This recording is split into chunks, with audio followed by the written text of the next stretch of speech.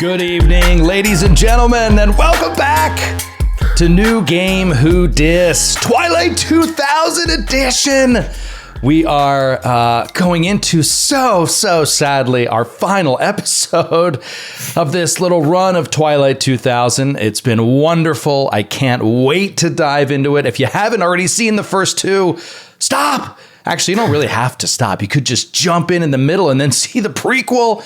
We are getting ready to get into some thick, nasty, post-ish, we said mid-apocalyptic tale in a very cold, wintry Eastern Europe as we play the newest edition of Twilight 2000 as published by Free League, which will be out very soon for all to enjoy.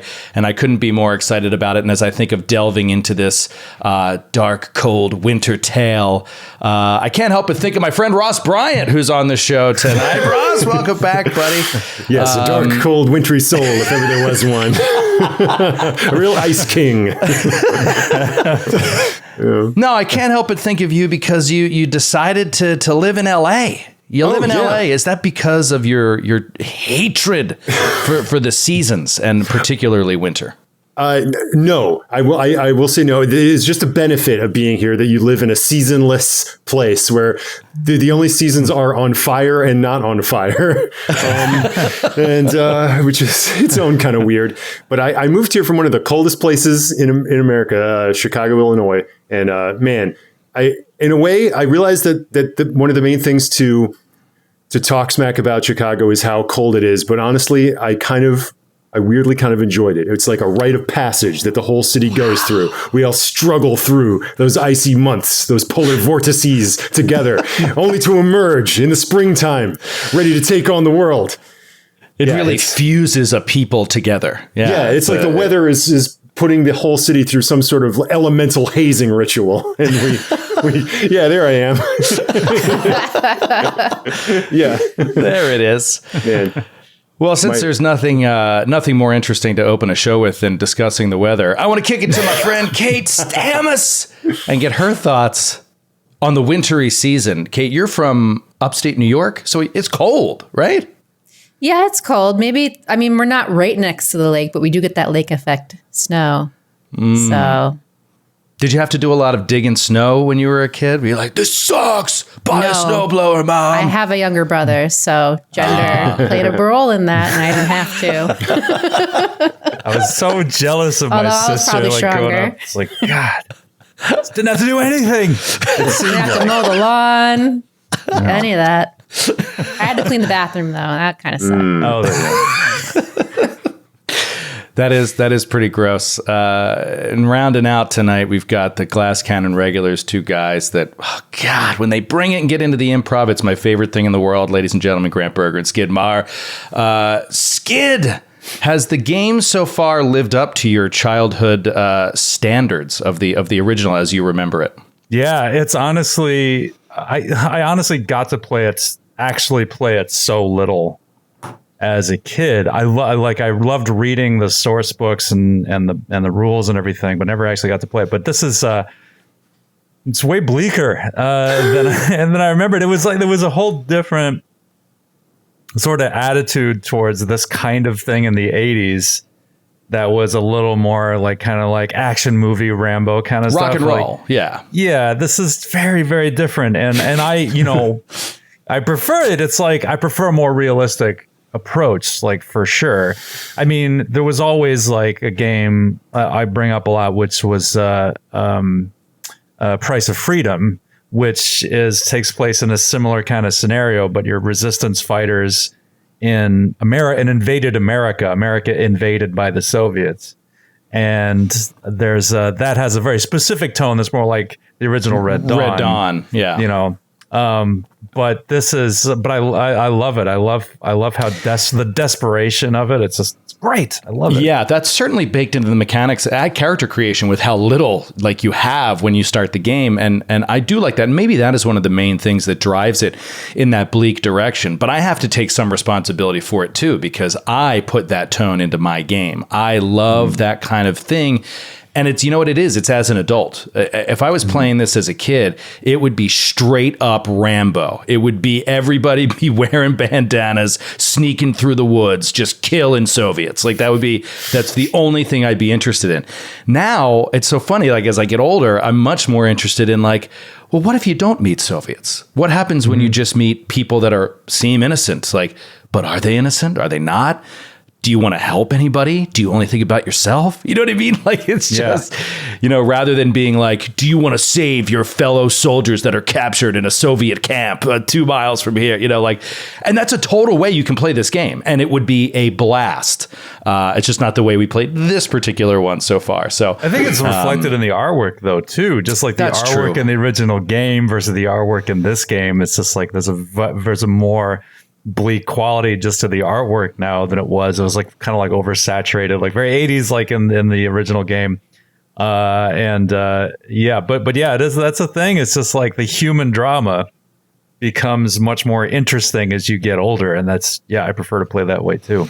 Grant, I don't know if you could get it fired up. We're kind of, flying by the seat of our pants here. But if there's any way for you to get the image on page 62 up there, this is the page where we talk about close combat in the game.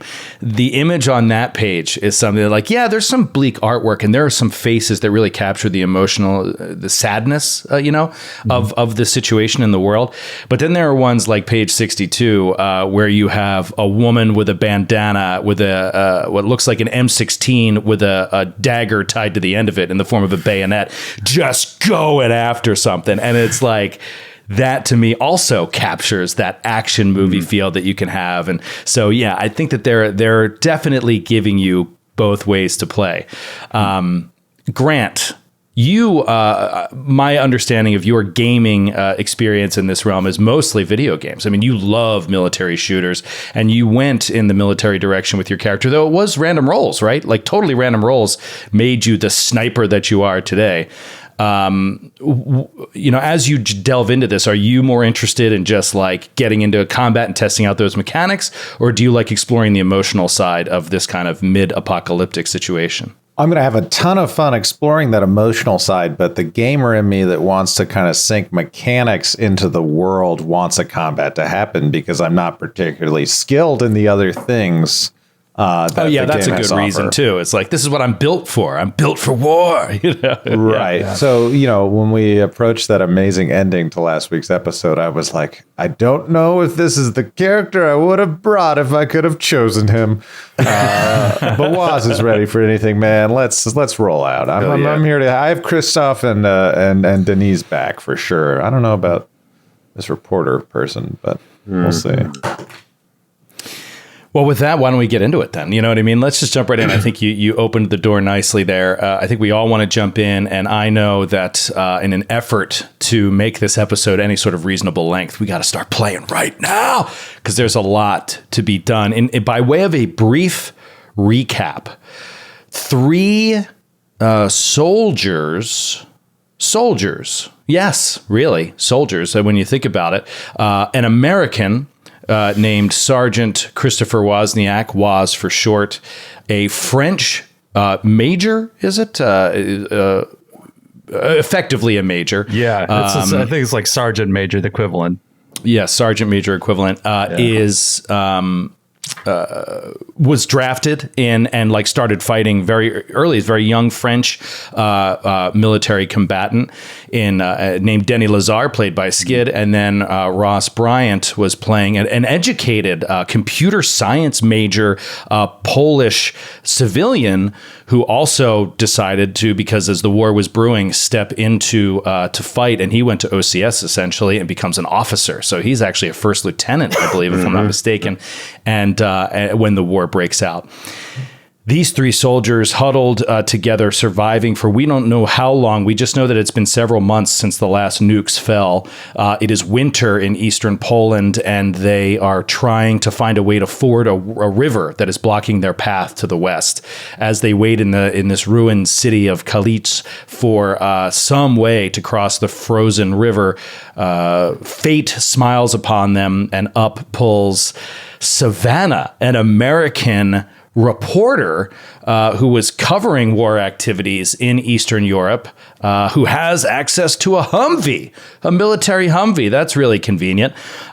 She pulls up and everybody's able to jump in.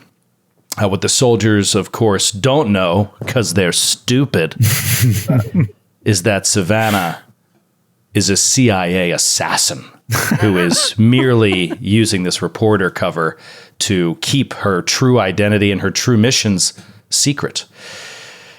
This group manages to make their way far enough north to find a crossing, a large bridge that even a Humvee can cross over, that goes into an old castle that is, Ross would know, in Poland was turned over then to an asylum, a museum in the last 20 years or so.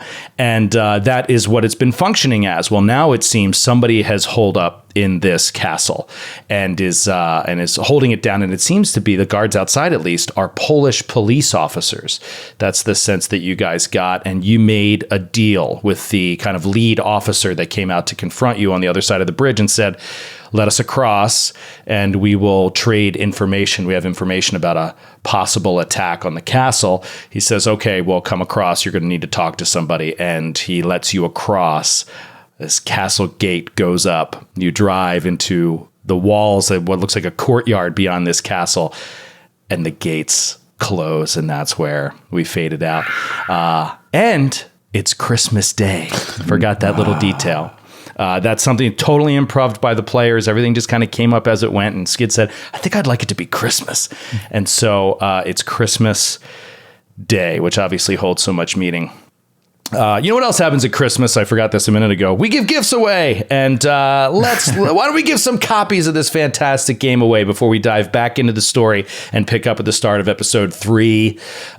Free League has graciously offered to give away some copies of the game. We're going to give away a physical copy of the core set tonight. Core set is player's guide, player's handbook, player manual. That's what they call it. Player's manual, the referee manual, along with maps and tokens and all kinds of great stuff so that you can get started playing with your friends.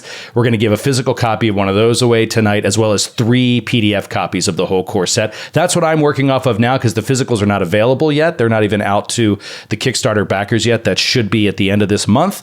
It should be available. So I've been working off of the PDFs of all this set, and they're great. Grant can show you the map of Poland that we're working off of is absolutely gorgeous. That comes in the PDF of the core set. Really, really fun stuff to work with. So thank you from Free League for offering to give those away and get everybody more invested into this game.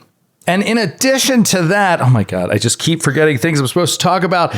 In addition to the giveaway, we also want to talk about next week's new game, Who Dis, because we're wrapping this up right now. This is it. This is going to be the final session, however it ends. I don't know. We could kind of want to keep playing this game, maybe. But tonight we got to stop. And next week we got a new game coming in. And that new game is going to be Traveler, ladies and gentlemen. Oh, baby.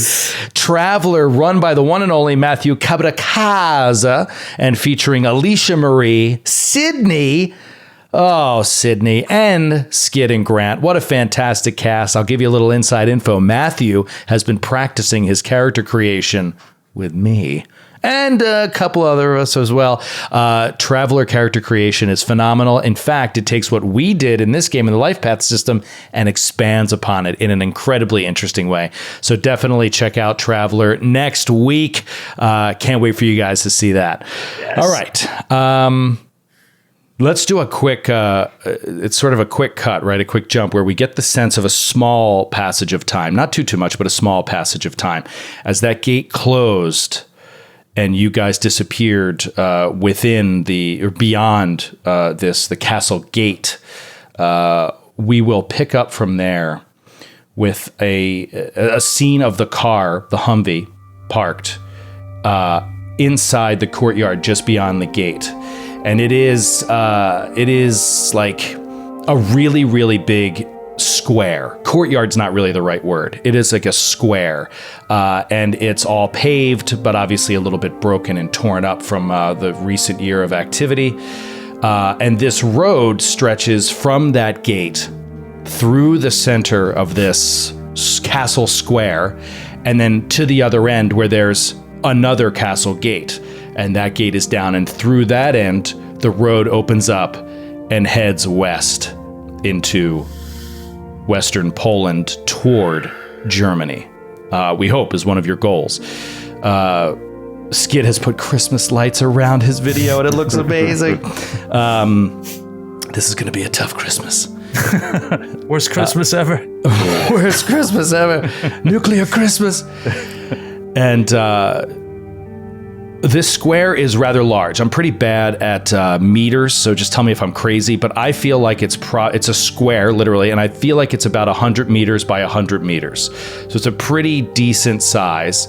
And yeah, there you go. Football field. Grant has thrown up a gorgeous winter castle, European castle. And yeah, it's similar to that. It's very massive, and massive enough that as you stand in this square, all around the edges of the square is just castle, is pure castle wall. And it's all windows. They're all windows that face into this courtyard and go to, inside the castle. It's a square castle that has all these sort of outbuildings beyond that wall that you see.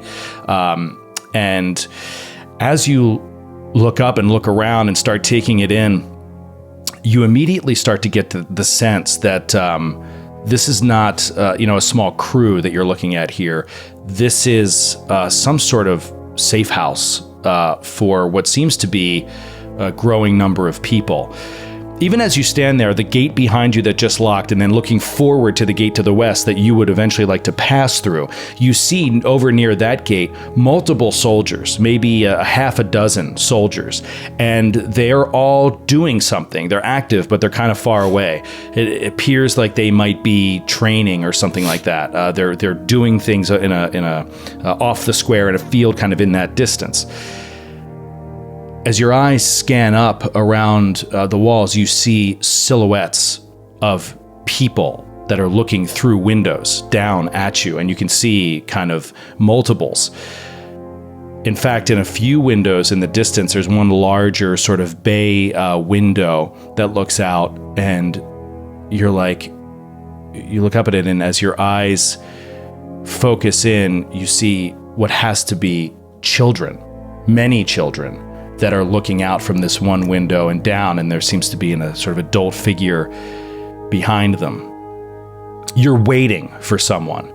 You need to talk to someone and exchange this information that you had discussed. But while we wait for that person, I want to go around real quick, and I want to get a sense not only of what you're thinking right now as your character, but also I want to really complete the character creation that we have never truly completed, because we're kind of completing it as we play.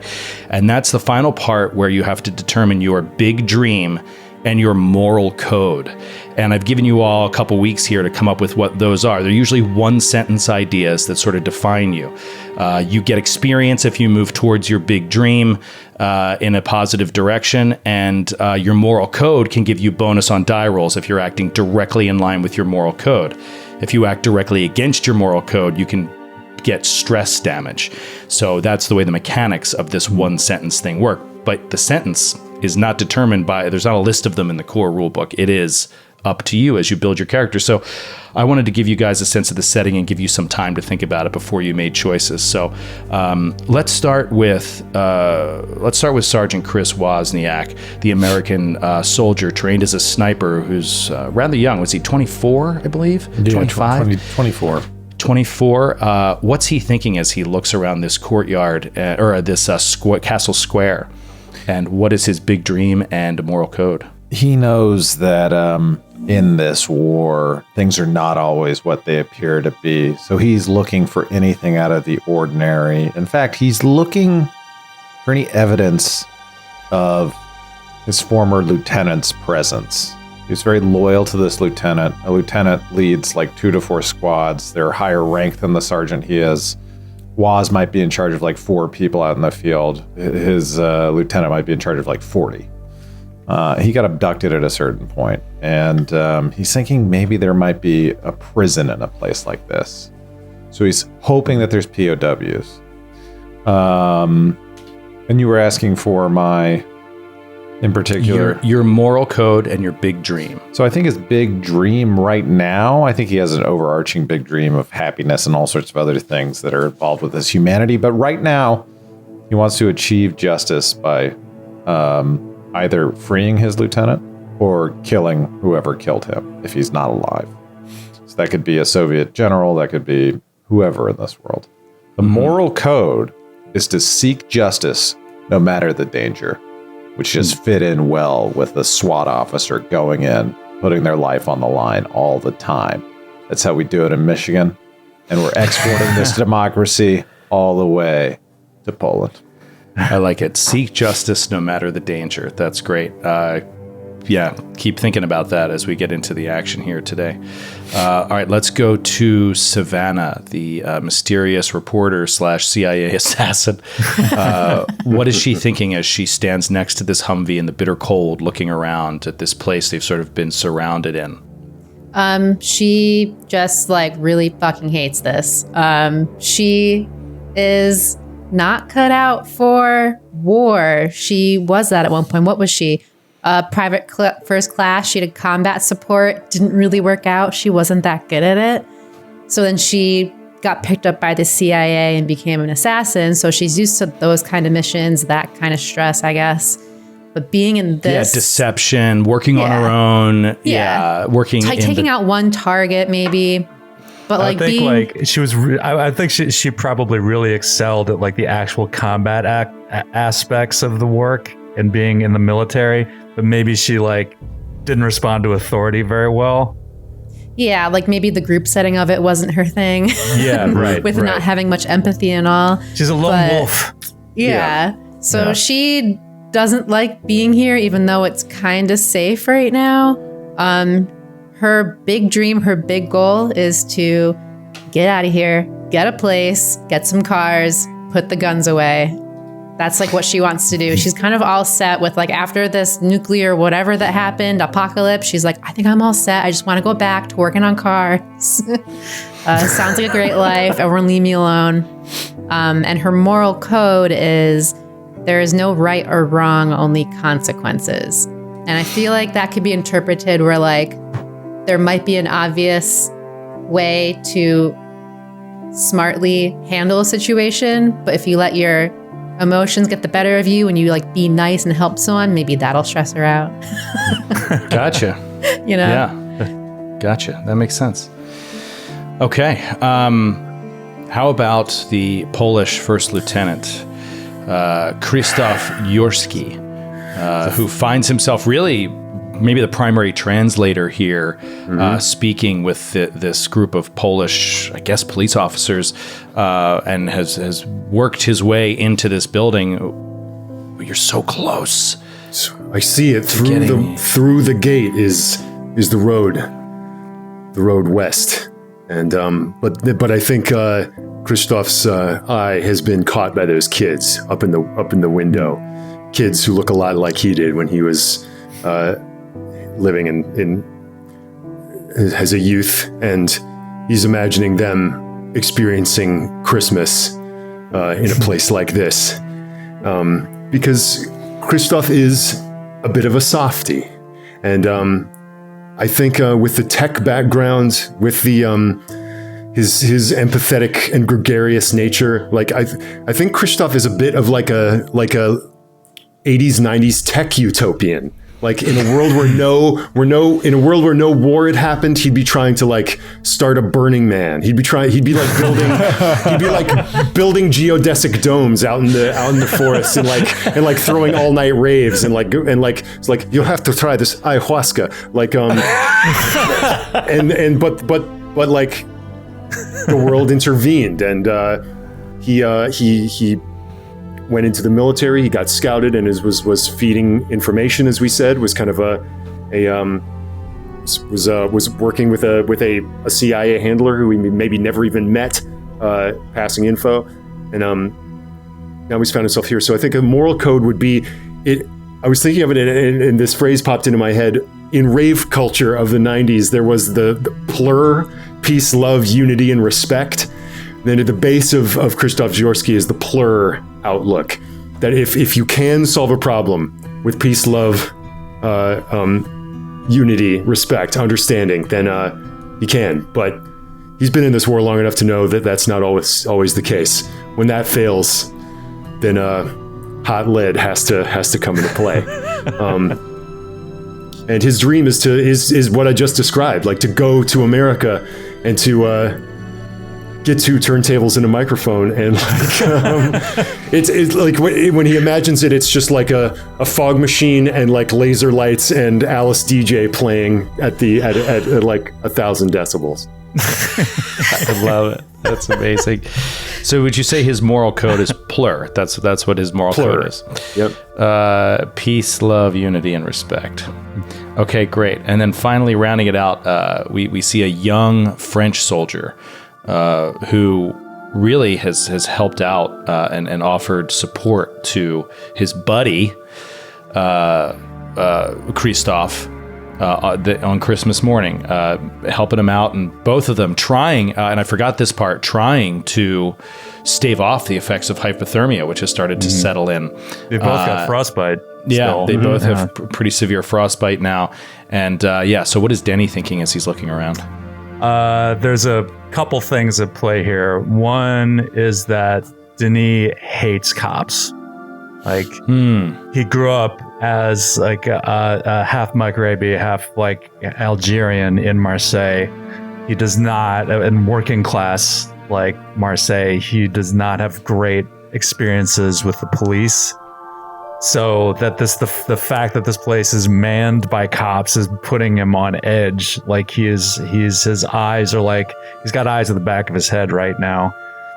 He, I think Waz like kind of, it took him a while to warm to Waz because he was a SWAT officer, but as far as Denis is concerned, he's one of the good ones at this point. So he's kind of warmed to him. And so he hates cops. He hates rich people. So it took him a while to come around to Christophe as well. But he ended up forming a closer bond with him, just sort of acting as his protector, just kind of like, and he hates officers too. So it's like, but as almost kind of a Batman, officer Batman kind of relationship with the two of them, like a Frodo and Sam. And he hates communists.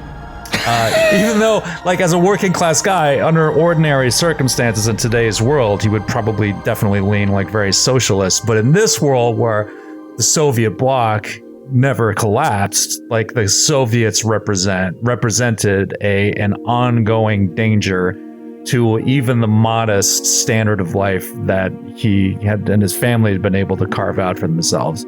And especially like with them having, the way he sees it, having sparked this war that's engulfed the world in a conflagration and destroyed any of the dreams that he might have had. He fucking hates commies. So that's what's going on in his head right now. As far as his moral code, I think he really just wants to do anything in his power to protect the people that he knows he can trust. So Savannah is definitely not there yet. Waz and Christophe definitely are, but he won't stop at anything in order to protect the people he trusts from people that he doesn't trust. I love what you said, Skid, and it made me, your whole story is very tragic, but it's extra tragic because the friendship that Christophe, Waz, and Denis have is all situational. If I met you and I was a cop in Detroit, I mean, you might look at me the wrong way. And if you saw him like in having dinner at a fancy restaurant, he might turn his nose up to you. And it's only because of this post-apocalyptic thing that we're brought together. Yeah, exactly. Yeah. Under ordinary circumstances, he would hate like both of you. Yeah, I think Christophe totally was in that tier of society where, like, as a young person, he would have been like, "What is wrong with police? If you have nothing to hide, they will not harm you. If you comply with their orders, they will be kind to you. Just comply and you will be fine. I don't understand." Yeah, I don't understand. Yeah, certainly not Denis' experience. And then what about Denis' big dream? What's his goal here? I mean, you said before it can be just, to get to France or to get to Switzerland. That's something you said before. Like, that can be your big dream. It's really up to you. Yeah, I think that, initially, like, he really wanted to get back to Marseille to make sure that his family is okay. But the longer he's here and everything that he sees, he's less convinced that they're even alive at all. So I think his most immediate goal is to get somewhere safer, and then hopefully from there find a way to look for his family.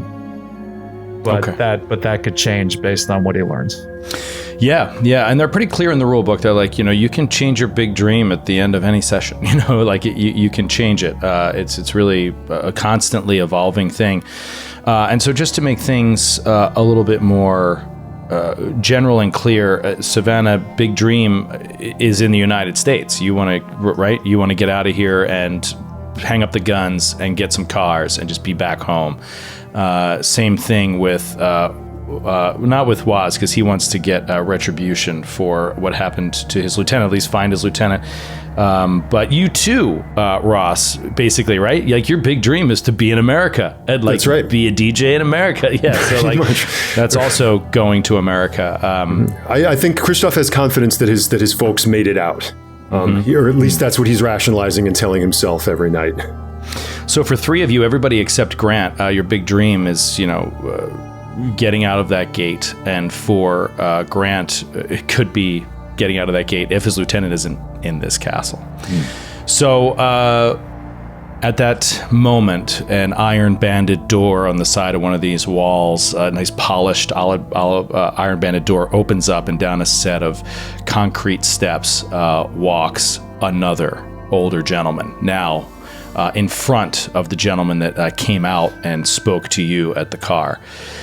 This guy who starts walking up to you, older looking, maybe 60s, kind of white hair, is frizzing out a little bit under a heavy fur cap. He's got a gray coat on, and he does not appear to be not holding a weapon or anything like that. He just sort of has his hands in his pockets, and he's walking across this courtyard to find you guys somewhat near the middle in your Humvee. I'm going to do a slight change of music here. I wanted to say a big thank you to the composer of the official Twilight 2000 soundtrack. The composer of the Twilight 2000 soundtrack reached out after our first episode and was like, "Hey, if you guys want to use the music, you can use some of the music." Awesome. And I was like, "That's amazing!" And so, yeah, a big thank you to @RPG Podcaster on Twitter and SoundCloud. He composed the original soundtrack. It should be available now on Spotify. It's called the Twilight 2000 OST. And yeah, composed by @RPG Podcaster. So awesome. Check it out. I'm going to switch to one of those tunes right now. Super dope. Cool. As we have. Yeah. It's just sort of designed to play either on podcasts like this or to be kind of in the background of your game at home as so you cool. play. So let's start with one here. So yeah, this track is courtesy of @RPG Podcaster. So up to you walks this older gentleman, and he's got a kind of a hardened look on his face, cold wind blowing in his eyes, and he walks up and looks up at all of you and just says, "Hello, and welcome to Pleasant Castle. I am happy to... Oh, I forgot to say he's like walking with kind of a limp. So like he looks a little haggard. He's like, I'm happy to see that you've made it this far. He's speaking in English, by the way, as well. I'm happy to see you've made it this far. The head of our guard here, Bartos, has told me that you have information you wish to trade to continue west, and I'm glad to hear it. Of course, it is of great value to us, but I want to be very clear on one particular point, which is that we did not rebuild this bridge to exact a toll to those who seek to flee from the Soviets. it is for you that we have worked on this bridge for so long, and that we hope to help those who wish to flee from that tyranny to find their way here. And he kind of like looks around for a second. So, what I mean to say is that you need not pass at all to cross, and you need not pass to move on. It is, of course, up to you if you'd like to just continue west. And at this, Bartos, his guard captain, you now have heard this name, sort of speaks up, and he's like, says something to him in Polish, and he turns and just very good Polish approximation there. Yes. Christoph is like, yes, the mother tongue. Yeah. So basically, you hear him say, Ross, like, what are you doing? We can't just let them go without finding out the information. To which he turns and he just sort of eases Bartos down, and he doesn't really flare up at all or get excited. He just slowly turns back to you and he says, so, yes, I believe I could perhaps make another proposal, which is to exchange this information for something to me seems like you sorely need, which we have here inside. A fire, it's food, hot food, and we recently, and he like brightens up a little bit, recently were able to make a trade for coffee, and we have some here. So what I offer in exchange for your information is a warm room and some food and coffee. Why don't we come inside and speak? Is that a fair trade in your mind? I think Christoph's like, it is good to see that even in these dark times that hospitality is not dead. There is a light that still shines even in the darkness, yes? That is what we try to be. We would be happy to take advantage of your hospitality and to trade in kind with the information that we have. Understood. Bartos, give these people their weapons. And Bartos then says back to him in Polish, but the explosives. And he says, stop speaking in the Polish. He's Polish. He can hear everything you say. Just speak, and it's rude, Bartos. He turns back. The explosives, yes, if we could keep them outside the building, there are children inside. I would much rather keep them here. My guards can look over them, but you may have your weapons back. I do not want you to feel like you have been stripped down of your ability to defend yourselves. Seems like a reasonable compromise, and I'm looking around at my companions to see if there's any dissent. Yeah, Savannah's not thrilled, but as long as she gets them back. Yeah, and Bartos calls over one of the guards that was like confiscated your weapons. There was multiple guards that had confiscated your weapons, and they walk him over and give them back to you. And he says, come, it is far too cold out here inside. Let's go. And he walks inside. And you see that this has been sort of turned over from a castle, it's obviously remodeled, to be a museum. And even then, since then, it's now very run down and stuff like that. But it's not too horrific. There seems to be some effort here to make the place look or feel homey. And as you're walking through, you see, you start walking into rooms that sort of have like displays of art and stuff like that, and some of which are in good shape, some of which obviously are not. And you just keep moving, and then you move like from one smaller room into like a larger room, and you're going up. You go up a flight of stairs, and you continue to walk. And as you get to the top of one of these flights of stairs, a gentleman walks by. The first person who talked to, I'm sorry, he did not introduce himself. His name is Alexei. So he would have said that his name is Alexei. And so he walks by this other tall, slim gentleman, and he says, you overhear this conversation in Polish. Ross, where he says, "Doctor, what is the news on the child?" And the doctor says her fever broke this morning, and it's starting to look better. And he doctor has a smile on his face. He says, like, it should be a good Christmas. And he says, "Oh, that's good. That's good. Don't let me keep you." He says, and then he'll turn it in English. He says, "This is Dr. Novak, our resident doctor, who's offered to help us here and in our time of need. Very generous of him to stay and help. If there's anything he can do for you, I'm sure he would be happy to help. Just let me know or let him know. But right now he is a bit busy with the patient." And he says, the other guy doesn't seem to speak English. He says, yes, and he just kind of moves along.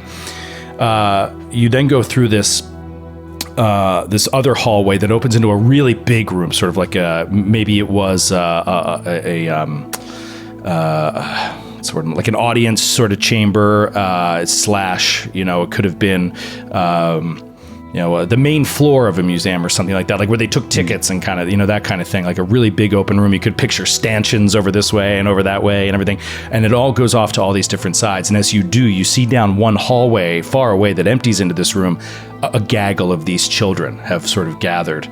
And there's two guards that are in here that are blocking the way that you're headed. The one soldier walks over like toward the children and just starts saying something in Spanish. Ross, you can't even hear it. It's under your breath. And then a woman appears behind all the kids and just sort of is like ushers them away. But they're all just trying to get a look at you. And this woman's like, no, get out of there, and like ushers them away. You then pass by this other guard who's standing by this hallway that you move through, and this other guard, I don't know if it just jumps out to you, Kate, or whichever of you have sort of like higher end empathy scores.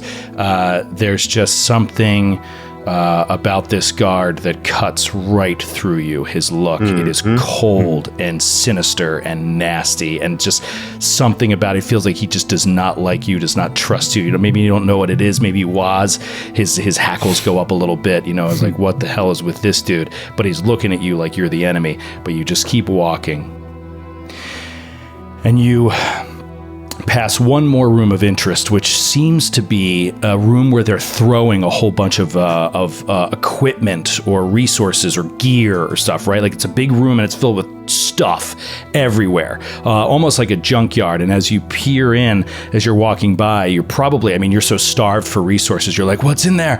And it's not like stacks of rations and food and water, and it's not racks of weapons in good condition. A lot of it seems like junk, but there does seem to be, maybe there could be some useful stuff in there, maybe some not as useful stuff. And in the back of that room, there's a woman with like a headlamp on, and she's just working on a piece of equipment, and she just kind of like looks up at you, cold look in her face, and then goes back to whatever she's working on. And so, I'm just trying to give you the sense that like there's a lot going on here. There's a lot of people and a lot happening.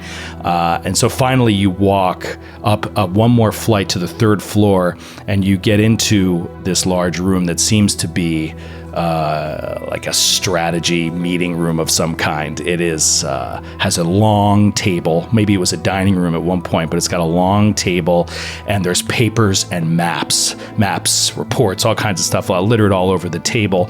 And in the corner, or in the northern wall of that room, there's a fireplace. And as you walk in, immediately you can begin to feel just the warmth radiating out of the room, and it is such a welcome change. You also see there's a few other people standing in the room. There's a younger man, maybe an officer, and he stands poring over these maps, and he's got a radio in his one hand. There's also a young woman who is sitting on a chair in the corner of the room, her legs crossed, and she's just staring at you. And then on the far side, sort of by the fireplace, is a big hulking dude, maybe 6.5 feet tall, 300 pounds probably, and just a really, really big guy. And he's stoking the fire and putting stuff into the fireplace. As you're walked into this room, your host, Alexei, brings you in and says, please come in and first get warm by the fire, and we will talk, and you can tell us this information. But first, we will get you some food. Stanislaw, get him some food. Tell what's his name? Tell Stephen to bring us some food. And I'm very old. And maybe some coffee, perhaps. And this guy, Stanislaw, looks at him and he just doesn't move for a second. He's like, Stanislaw, do as I say. He walks out. This guy turns back to you guys. It's my son. He's very, very nervous about what has come here since we fixed the bridge. So give him some leeway. I'm trying to teach him. You don't have to distrust everyone. So you sit down and he starts to. Some food is brought and some coffee, and you guys can actually start to get warm. And actually, you can, after some time in here, you can start to feel that the effects of your hypothermia will wear off if you spend several hours in this castle. A full shift in this castle. So just something to think about. Your body is starting to feel like, oh my God, thank God. And Denis actually asks for some. Get some hot water. It's just like tea or something, and like a bowl of like warm water for them, for Denis and Christoph to like soak their hands in. Yeah. To help with the frostbite. Great. Yeah, and he sits back. Alexei sits back in this cushioned chair that's a little threadbare these days. But he sits back, and you ask for this as he sits down, and he turns and he says, "Oh yes, of course. Would you be so kind, Magnus, to help us with that?" And this big hulking dude is like, "You got it, buddy," and he leaves. And then he stares across at you and says, "It will be brought. So, what is it? What is this information that you bring?" I think Christoph kind of looks around, and we're in this room by the fire with the people around in this sort of like war room of this museum come castle come safe house. Yeah, there's one woman who hasn't been introduced. She's sort of sitting in the back there, just looking across at you, legs crossed, like Daniel Craig in Knives Out. Like she's just sitting in the back. Yeah. Why is he doing that? God, that was so amazing. Yeah, and I glance over at her, and to wonder if Alexei, if we may be so genial, Krzysztof Jorski is my name. Krzysztof, it is nice to meet you. I'm glad you have survived this long. Yeah. We will survive one day longer, thanks to your gracious hospitality. But, I'm wondering if perhaps we can speak about what we have to tell you privately. Privately? Yeah. You are among my most trusted. His son is behind him. This woman sits back in the corner. These are those that have helped me build this place of safety. There is nothing to fear from what you say. Sorry to have been so rude. She just is a bit shy and does not speak English. This is Christina. She is our engineer. While Magnus, of course, did a lot of the heavy lifting for fixing the bridge, it is Christina who knew how to do it.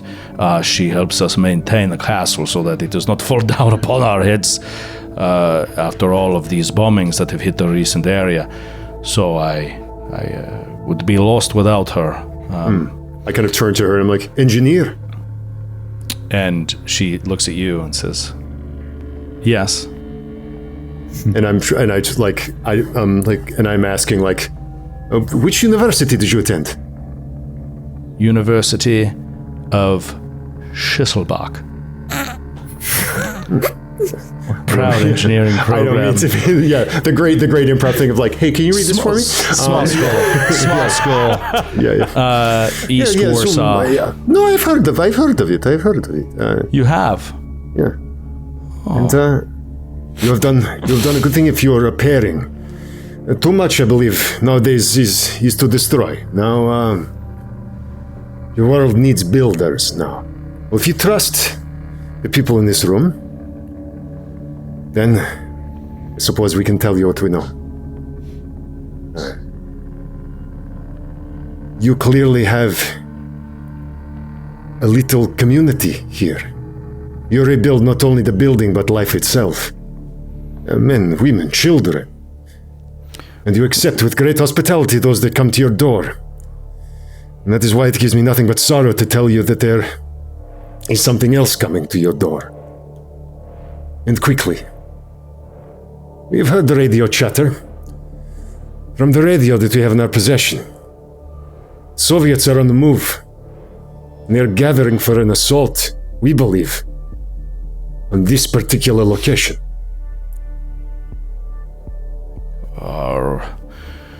Our rangers have not reported anything. You ask for what we know, and I am telling you. Well, we have radio as well, Stanislaw. You see nothing of this? This young guy looks over at you, and he speaks English as well. He just says, "Where did you hear this? What frequency? When?"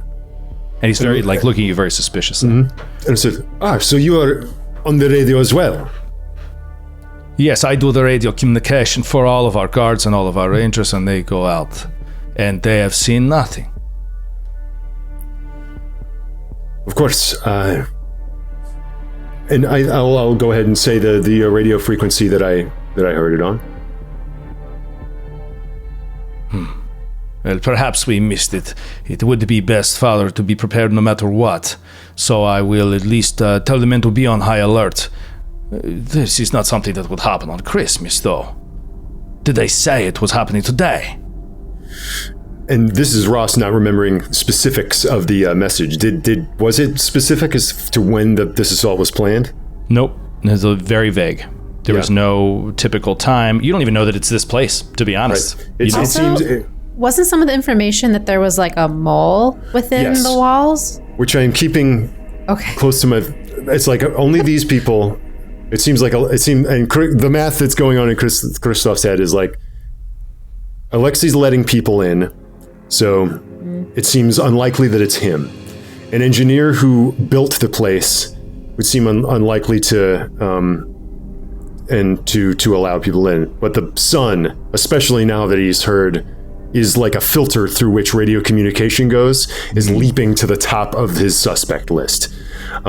So now I think it's Christoph is almost like wanting to now that he's told some truth, he wants to maybe feed a harmless lie to this guy to see like if there's anything that comes back to confirm that was received by the Soviets, he'll know who sent it to them. I'm sorry to interrupt. Here comes your coffee and your hot water. And you see two guys walk in. The guy referred to as Magnus, who's this really huge dude. He walks over with hot water in a large bowl that he puts down near the fireplace. And behind him comes a late 20s looking slim guy. Pardon me. Brown hair, not too tall, blue eyes.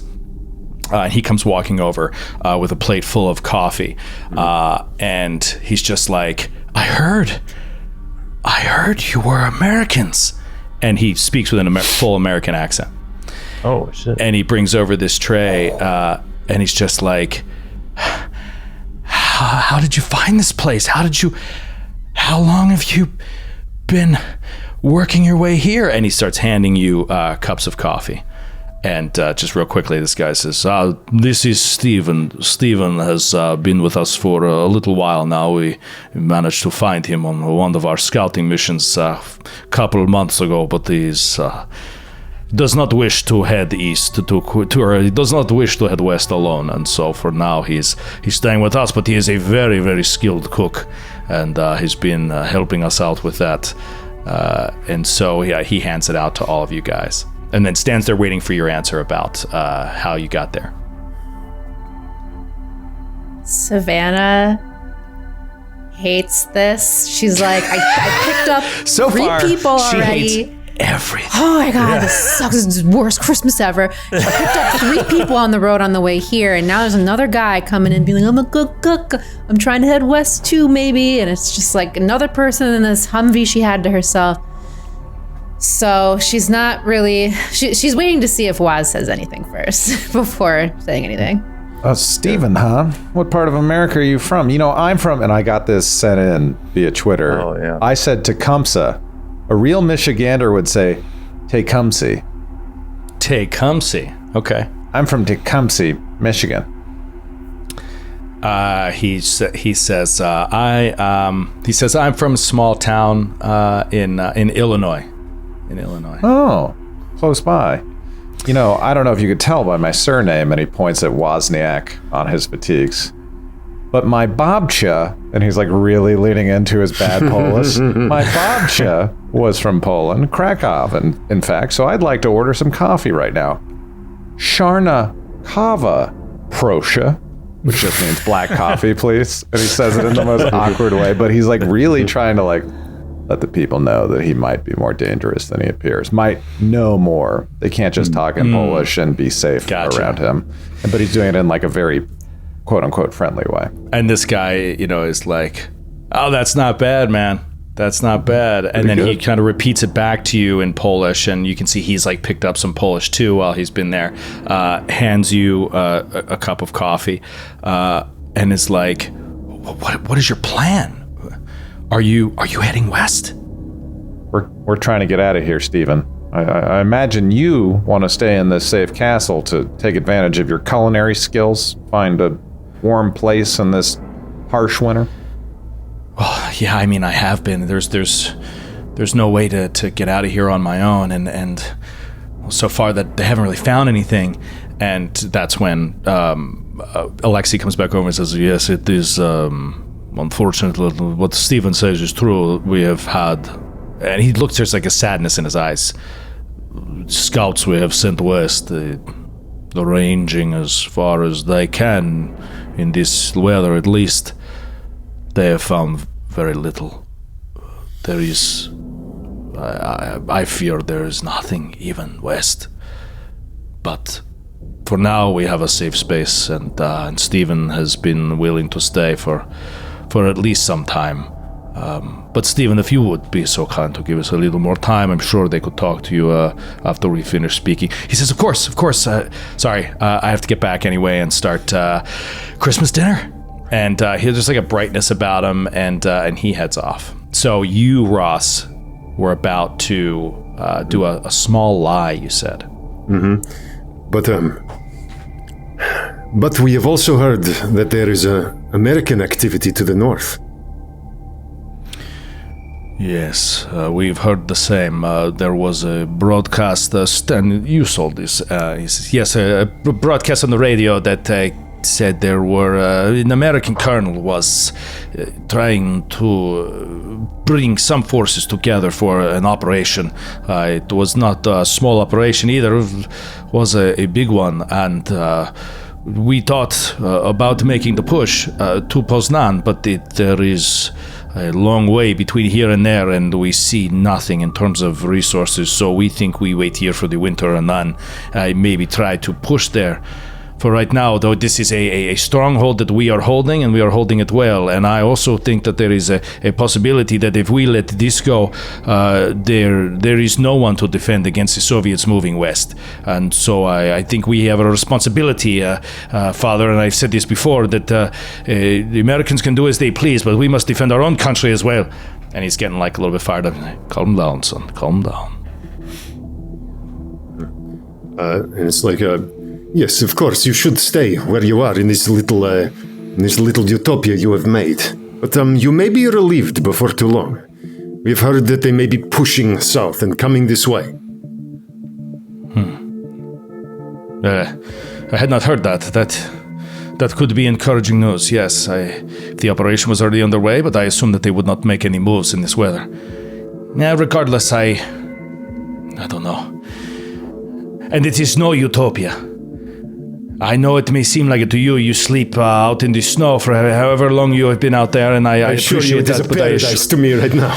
Yes, and I'm happy to hear it, but know that we are very short on supplies, and we are also short on manpower if you're talking about staring down a Soviet squadron. So, please, this is no utopia. We are still at war. Of course. Well, if we can be of use to you in any way while we remain here before we push west to see just how barren it is, we are at your service. Well, that is very kind, young man. I appreciate it. But for now, I think you especially, and you, he points at Denny, you look like you need some rest. I can already see the beads of sweat. Once you get acclimated and start your body learning what it means once again to be warm, you can be on your way. This information is valuable, and we will tell our scouts to be extra diligent. We will also increase the guard, as Stan said. So, if you'd like, you may have your run of the castle. You can rest as you please. And later this evening, we will be having a Christmas dinner, and so you would be welcome if you'd like to stay. But I must go. If you'll excuse me, I need to speak with Amy about a few things. And he shuffles up and limps out of the room. At that, the woman that was sitting in the back corner, she gets up as well and walks out as well. Christina was her name. He referred to her as Christina. So you guys are sitting around this fireplace, and I'll say that they're giving you a reasonable amount of respect in terms of privacy. So you're free to talk amongst yourselves and decide what you want to do. I think Denis, is kind of looking around, and he doesn't trust the Soviets, even to, the walls have ears, and he says to Waz, he says, what do you think about Steven? He seemed unusually happy and calm to be stuck in a castle this far away from his homeland, didn't he? He seemed like he might not be exactly who he says he is on the outside. I wonder if I've ever met someone like that before. He turns very unsubtly towards Savannah, just like Sharna, Sharma, unsubtly. Kava, Prosha. Yeah, I mean, I didn't really think about it like that, but yeah, I mean, it's Christmas, but he was very happy. Mm-hmm. Yes, I'm wondering, Savannah, if anyone that we've encountered so far seemed perhaps out of sorts, suspicious to your keen eye that takes notes as a journalist and photographer. Yes, you would no doubt you're special for some your soldiers. Right. They for don't humanity. know. They don't know I'm an assassin. I forgot about that. I totally forgot. OMG, you guys. I almost just said it. Can I make a bad empathy roll to see if she noticed anything? Because I feel like I might notice stuff in your descriptions, but yeah, no, it's okay. You know what? Why don't you do intelligence instead of empathy for you? Because it's really for you. It's not about understanding people's emotions. You almost understand people's emotions tactically. Your thing is that you don't feel it. You just understand it. So go ahead and give me an intelligence roll. Let's see what you might have picked up. Got a B in that, so that's a D10. And you're looking for a 6 or higher. 7. Yes. Yes. On. So smart. Okay. That's good. With that, I'll say you pick up that Alexei seems very warm and very oblivious in a way to the danger that could be right under his nose, maybe a bit naive. You got a bad sense from his son, Stanislaw, that he is a little bit unhinged, maybe holding it together a little bit, but it could be erratic, right? Like unpredictable. And that bothered you a little bit. Otherwise, what you picked up, Steven, the American that walked in, he just seemed sort of cheery, but it's like, what is this American doing here? Why would he be here? And he appears, I will say this, with your intelligence check, he appears to have no military training. Like that's what he looks like. So what the hell is he doing here? Mm-hmm. I mean, you're watching everybody, every single person that you talk to. You see that you see that Magnus seems a little bit dim. You see that the doctor that spoke to the guy seemed very much so a civilian in every sort. He was not a combat medic. He was not cold or distant about his feelings about this child being okay. He was very, very excited. There's all these little, and the woman who was in the room, she might be a match for you in sense of like just intelligence and control. She barely made a move while she was in there. And you know that if she's the one who's a civil engineer and she's doing all this stuff with the building, it's high mathematics, and just a very sort of scientific mind. Maybe that's something you don't really know that well, but you know it when you see it. You know somebody who is might also have a little bit of a low empathy and high mathematics, that kind of thing. So yeah, I think that covers mostly what you would pick up with a success. Denis does he still doesn't trust Savannah yet, so he just kind of like pulls him close. And says, this place, what he said is from, Illinois? That's right. You know this part of America? It's close to Michigan, yes. It's in the middle. It's near Detroit, as you call it. Detroit. It's Chicago. It's house music. Frankie Knuckles. Yes. That is Chicago's. Dude, isn't Chicago legit one of like the birthplaces of techno? The birthplace of house music. Detroit is techno. Yeah. That's right. I knew that was like a thing. Ministry's from Chicago. Ministry.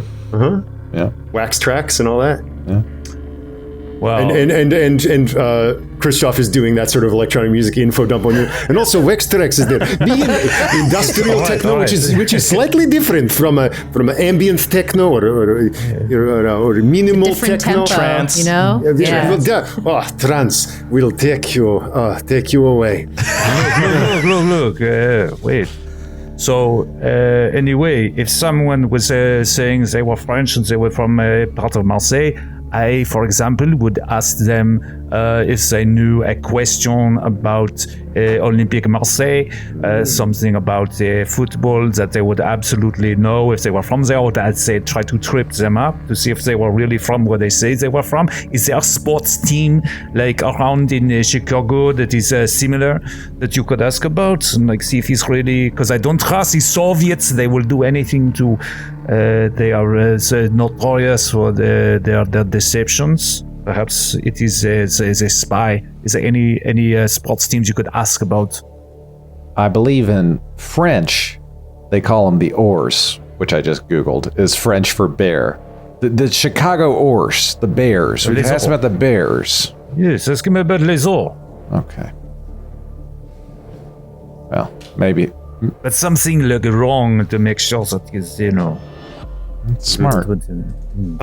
Joe, can I also do, because I feel like Christoph really had his antenna up as he was going through a sort of like maybe an empathy roll to see if he has any to guide his suspicions about who this mole might be? What do you want to roll? Empathy? Yeah, or perhaps just intelligence, just flat intelligence. I just don't think it fits right for you. I think you need to roll empathy. I would tell you to roll intelligence if there was like somebody said something that didn't connect with actual Polish, whatever, but like that didn't happen. Right. He was trying to read people, so that it is more empathetic what he was doing. Yeah. I just gave Kate that role because she's an assassin. It's a very different sort of thing, but Great. All right, I'll try it. That's cool. yeah, absolutely, please. Just flat amp. Let's see. And I fail. Yeah, you've gotten what I've told you. Yeah. Yeah. There's no one that's just jumping out to you. Great. You know what? Don't forget though. You don't even need a past empathy check to know that there was just something that you didn't like about that one guard who just, he just had a look like he fucking hated you. You're like, why? Yeah. And that guard wasn't in the room with us, right? It was on the way to this room. On the way to this room, correct. And also, just to be clear, you didn't tell him that there's somebody inside here. So Right. That's information you have and you hold right now. Correct. So in that case, at this point, I think that if there's anything else you guys want to talk about as a group, you can. Otherwise, basically, you can move around the castle as you see fit. You also, I will say, will be approached by a woman who offers to show you to a place where you could sleep. And it's basically like this room is not being used, and if you'd like to stay here, you're welcome to stay. Christoph is a polyglot, right? Yep. Okay, so if worse comes to worse, and we think like the rooms we're in are bugged or anything like that, you could probably talk to Denis en français the entire time. Yeah, I was going to ask, like, oh yes, surely Christoph speaks French. Anything? Oh yeah, with his definitely. upbringing. Yeah. Anything that I think Christoph might have spoke French in the house as much as Polish. Yeah, right. And there's the Franco-Polish connection is very strong. Mm-hmm. I think while we're alone, anything that has to be discussed about that we want to keep close to the vest, we will do en français. Love it. Awesome. Great. So, what do you guys want to do? I think if that lady comes along, Savannah will be shown to her room. Sure. But she also wants to know, I don't know if they have like a garage on the premises where they keep their vehicles, where they brought the Humvee, but like I'm assuming they have maybe some more tools that she could use for right now. And she would just like to go down to wherever that is and just work on the Humvee a little bit, just give it a once over. Maybe vacuum it out. Get rid of the trash. Well, if you ask around, there would be a guard that it's just like I don't speak English. Out by your Humvee, like he's guarding your Humvee, and he doesn't speak English. Do you speak Polish? No. Okay. So yeah, you're asking him about like where can I find tools to like do this, and he's just like, I don't know. But your car is there. It's still where it was. You don't see any other cars. Okay. Is there anyone else around? I feel like I'm just gonna go around being like English. I mean, he can point in and say like Alexi, speaks English. Okay. So I'll be like, hey, Alexi. Knock, knock. What is it? What are you looking for? I was just figuring while I'm here, got any tools I can just like, I don't even know what it's called as Savannah. Tune up there. I'm like a once over on my car. Just so I can tune like, up the Humvee? Yeah. Tune it up a little bit. Oh, well, I would ask Amy. Amy's, she oversees a lot of the materials that we have. Let me take you down there. She is, does not speak very good English. Come with me. And he walks you down to the second floor, and you go back into this room that you had seen before, where all this sort of like junk everywhere, and this woman is sitting in there. He walks you in, and he speaks to her in Polish. You don't know what he's saying. She replies, and he says, she says, you could look over there if you for the vehicle tools over here. And you go over, and sure enough, there's like a decent amount of like wrenches and different sort of materials that you could use to work on a car. There's even a manual jack that you could use to jack up one wheel of a car. There's a lug nut or a tire iron, all that kind of stuff. So it's kind of over in the corner of the room, and like some of it's a little rusty and stuff like that. But yeah, she's basically, you get the sense as you're looking around and you can like kind of see like through what's going on here. Like she's organizing like a junk shop basically, but like there's nothing that gets thrown away anymore because everything has value. And so she's just like, very kind of like dismissive. She says, you take whatever you like as long as you return it after you use it. And she yelled at me. She said you had to pay. I said you had no money. She said, if she doesn't bring it back, it's on me. So bring it back, okay? And he's like smiling. Amy takes it very, very seriously. I understand. I'm not going to use up anything. I'm just going to check my tire pressure, check my oil, just once over type of stuff. I'm not going to use anything. I'll bring it back. Thank you. Thank you so much. It's very smart to keep your vehicle up to stuff. I wish to ask, are you leaving tonight, or do you think you will stay? I don't think I talked to them before I just went off on my own, but No, you're on your own right now. It's just the two of you. I imagine we would stay the night just because, two of our crew were pretty bit up by the frost. She's trying to make a joke. No, that is good. I think it is smart and good for the soul, I think, to stay in a warm place on Christmas night. But please don't let me bother you. You go fix your car, and tomorrow you fly down the road, as you say. That's the plan. We'll do. Okay. What do you guys want to do? Oh, why don't we go to let's go to Waz. What's Waz doing with his time? Waz is really enjoying every last drop of this black coffee because dude, and it's good too, and it's pretty shockingly good. He's thinking about all the time he would spend before and after his shifts in the Detroit PD at like this amazing Dirty Spoon diner that just had like the blackest coffee that was mainly flavored because they haven't cleaned out the machine in 20 years, and it was just like dark as tar. And it's making him seasoned. Yes, making him miss America. I think he's trying to look around for anything unusual. He might try to do like a recon pass past that guard in case he couldn't see behind him, or any of the rooms that like seemed like nothing in particular. No, because he was standing in front of an open hallway that you were sort of let through. It was up to the strategy room, basically, and he's not going to let anybody just walk in there. And but you were with Alexei, so you were cleared to go. So yeah, you can see him again, but he's not like guarding anything. He's just basically standing there, probing out and looking around anywhere he's allowed to roam for any signs of Soviet corruption, for lack of a better term, or a prison, that type of thing. And then if he sees Steven again, he has a couple questions inspired by Denis for him. Okay. So why don't you head to the dungeons?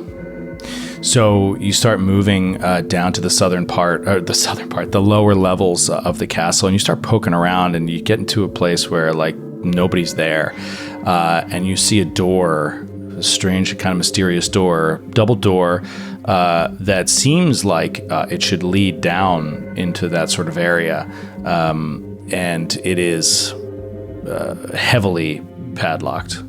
Heavily padlocked. No gun, which would be the easy solution. Would a recon roll help me? Or do I need to have like specialized lockpicking tools in this game? It would be a tech roll. Tech roll. All right, I can do that untrained, or I could try to go back and get Christoph to help me. What do you think Waz would do in this situation? You try it untrained. That's what you do. That's a 6 on a D10.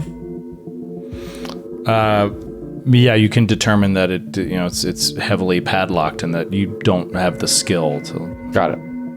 pick the lock. But you have to understand. Like, I love this setting because of the because it's like, fucking playing a Pathfinder or D&D, like you're in a castle and there's like a door that could be to the dungeon, but this is like a museum, and so it's sort of like, it's just like a museum door, you know what I mean? And it's just like padlocked, like no one's allowed down here, kind of thing. Okay. And so, yeah, it doesn't necessarily seem unattainable, but you would probably need some bolt cutters or a fucking blowtorch, you know what I mean? Like something to get through. Could I at least like look and see if there's like signs of a lot of foot traffic? If there's no foot traffic going in and out of here, he's pretty certain it's just like a place they keep supplies in. He's not going to go any further to look for his lieutenant out of there. Yeah, absolutely. What are you thinking for that? That's recon. That would be recon. Yeah, recon or survival, I guess. Survival, actually. Yeah, that's probably good. So that is a D10 because of my B in intelligence and a D6 because of my D in survival. An 8 on the D10 and a 5 on the D6. Okay, so that is a success, and you don't see any indication that there's foot traffic going in or out of this door. And you can tell by sort of like the ceiling, SEAL, like the ceiling kind of around it. Basically, it's very undisturbed. It seems like no one's touched it for a very long time. That's great info. That puts him at rest, and he goes back and reports to Christoph and Denis what he finds, and doesn't think there's anything unusual going on there. And he's trying to figure out a good way to say, like, I wonder who the mole is, but he keeps his mouth shut because he's finding subtlety difficult to ascertain on this day. I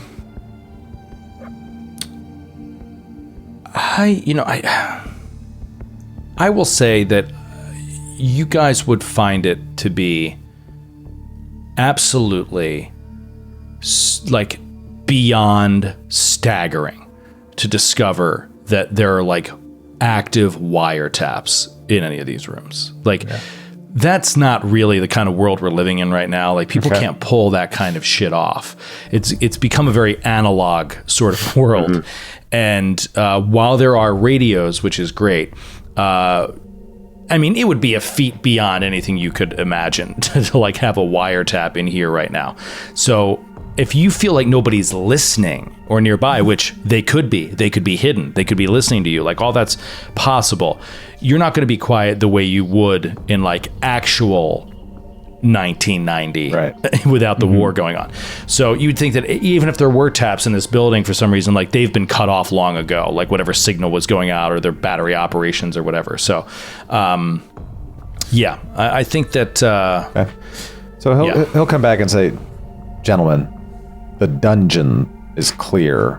I don't think we'll be finding our mole down below the castle. Very well. All right, so during this time while he was doing that, what was Denis doing?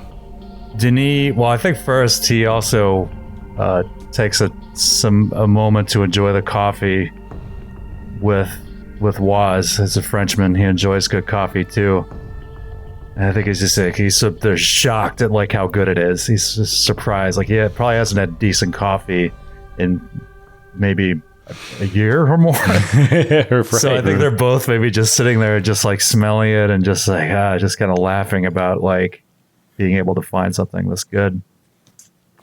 And then I think he goes off, he's just like, he excuses himself and he's going to use his like scrounging specialty. Ostensibly, he's looking for cigarettes, mainly, because he's running low, and all he can think here is fucking Soviets, fucking Lycas, fucking shit. And he wants some decent cigarettes or whatever he can find. But he's also just sizing people up, where just taking a look at the grounds and anyone around. He's looking for that guard. They gave him the eye. The putain de flic is like fucking cop. Like he wants a piece of this guy, just like giving him that look. Mm-hmm. He wants an excuse, so he's looking around. Okay. So you come up to this guy and he just looks across at you and is just like, speaks to you in Polish, spits words at you, kind of very nasty. It's just like, get out of here. Go back that way. You're not coming back over this way again. Not without the boss. You know, that kind of vibe. He says, mon ami, cigarette. Cigarette, huh? He looks at you. You know? Oh no. Oh God. Reaches slowly into his breast pocket. Pulls out a crumpled pack of cigarettes. Opens it up and you can see the pack is like a very, very old pack. And just within it are just like rolled cigarettes that are not like the brand that's on the pack. And he pulls out a smoke and just kind of laughs to the side and hands it to you. All right. Then he kind of like takes one out. Says, merci. Pulls out a lighter. Just holds it out to you. Yeah. Then he leans in, lights up. He pulls one out as well.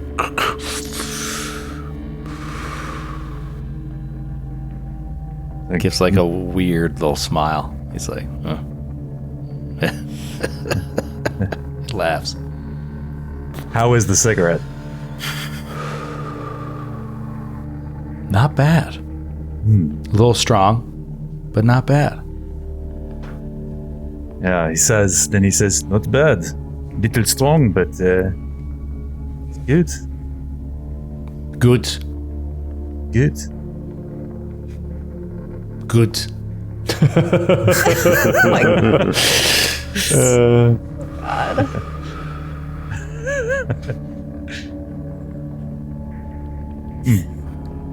And then he like pulls a round out of his jacket pocket, used for like currency. Yep. And like ding, like flips it toward him.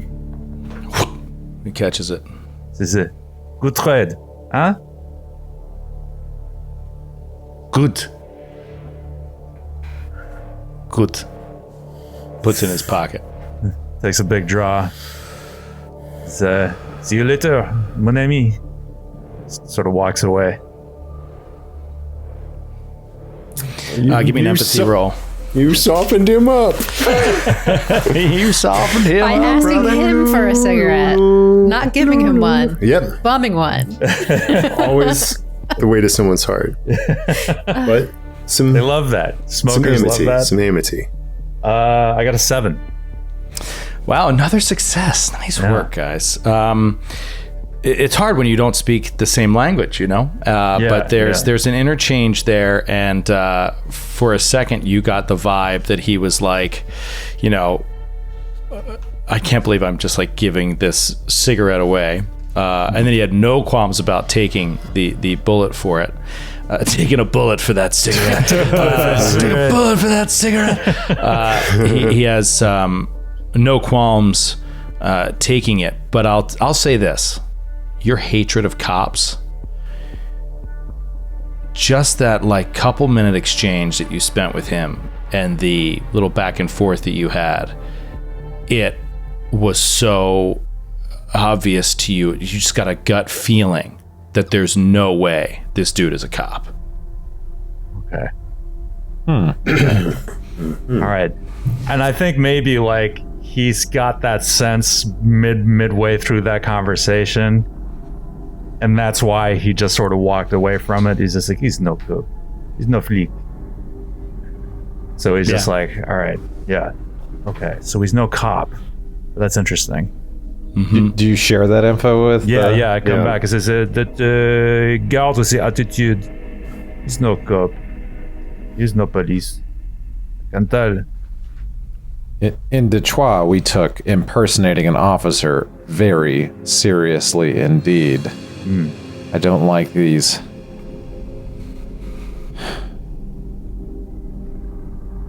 Can't tell if someone's Polish or if they're a Soviet, if they're good or they're bad. It's brutal, right, dude? Yeah. Awful.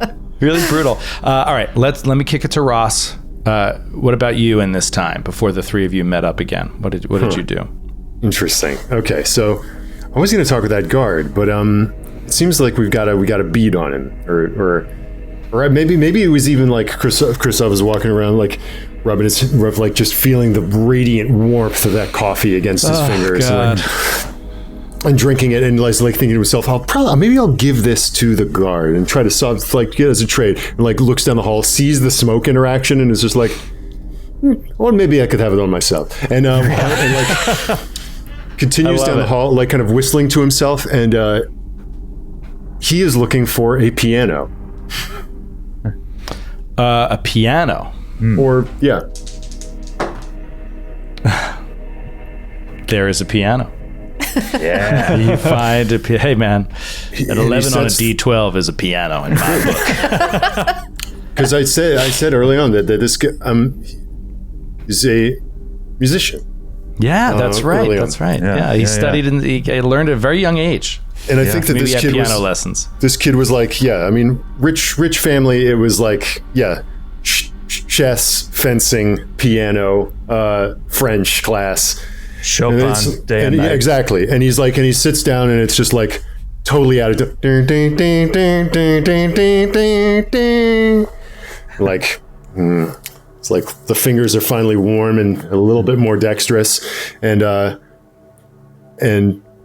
very slow schoolboy like Chopin prelude starts to come out of this piano, growing slightly faster and more fluid as he loses himself a little bit in it. And he's playing and he's trying to play so that the kids can hear. Yeah, amazing. It's so funny. I was just thinking the exact same thing. It's like, so as you play, you see this woman comes walking into the room, and she's just like, in Polish, you are with the group that has come in. What is your name?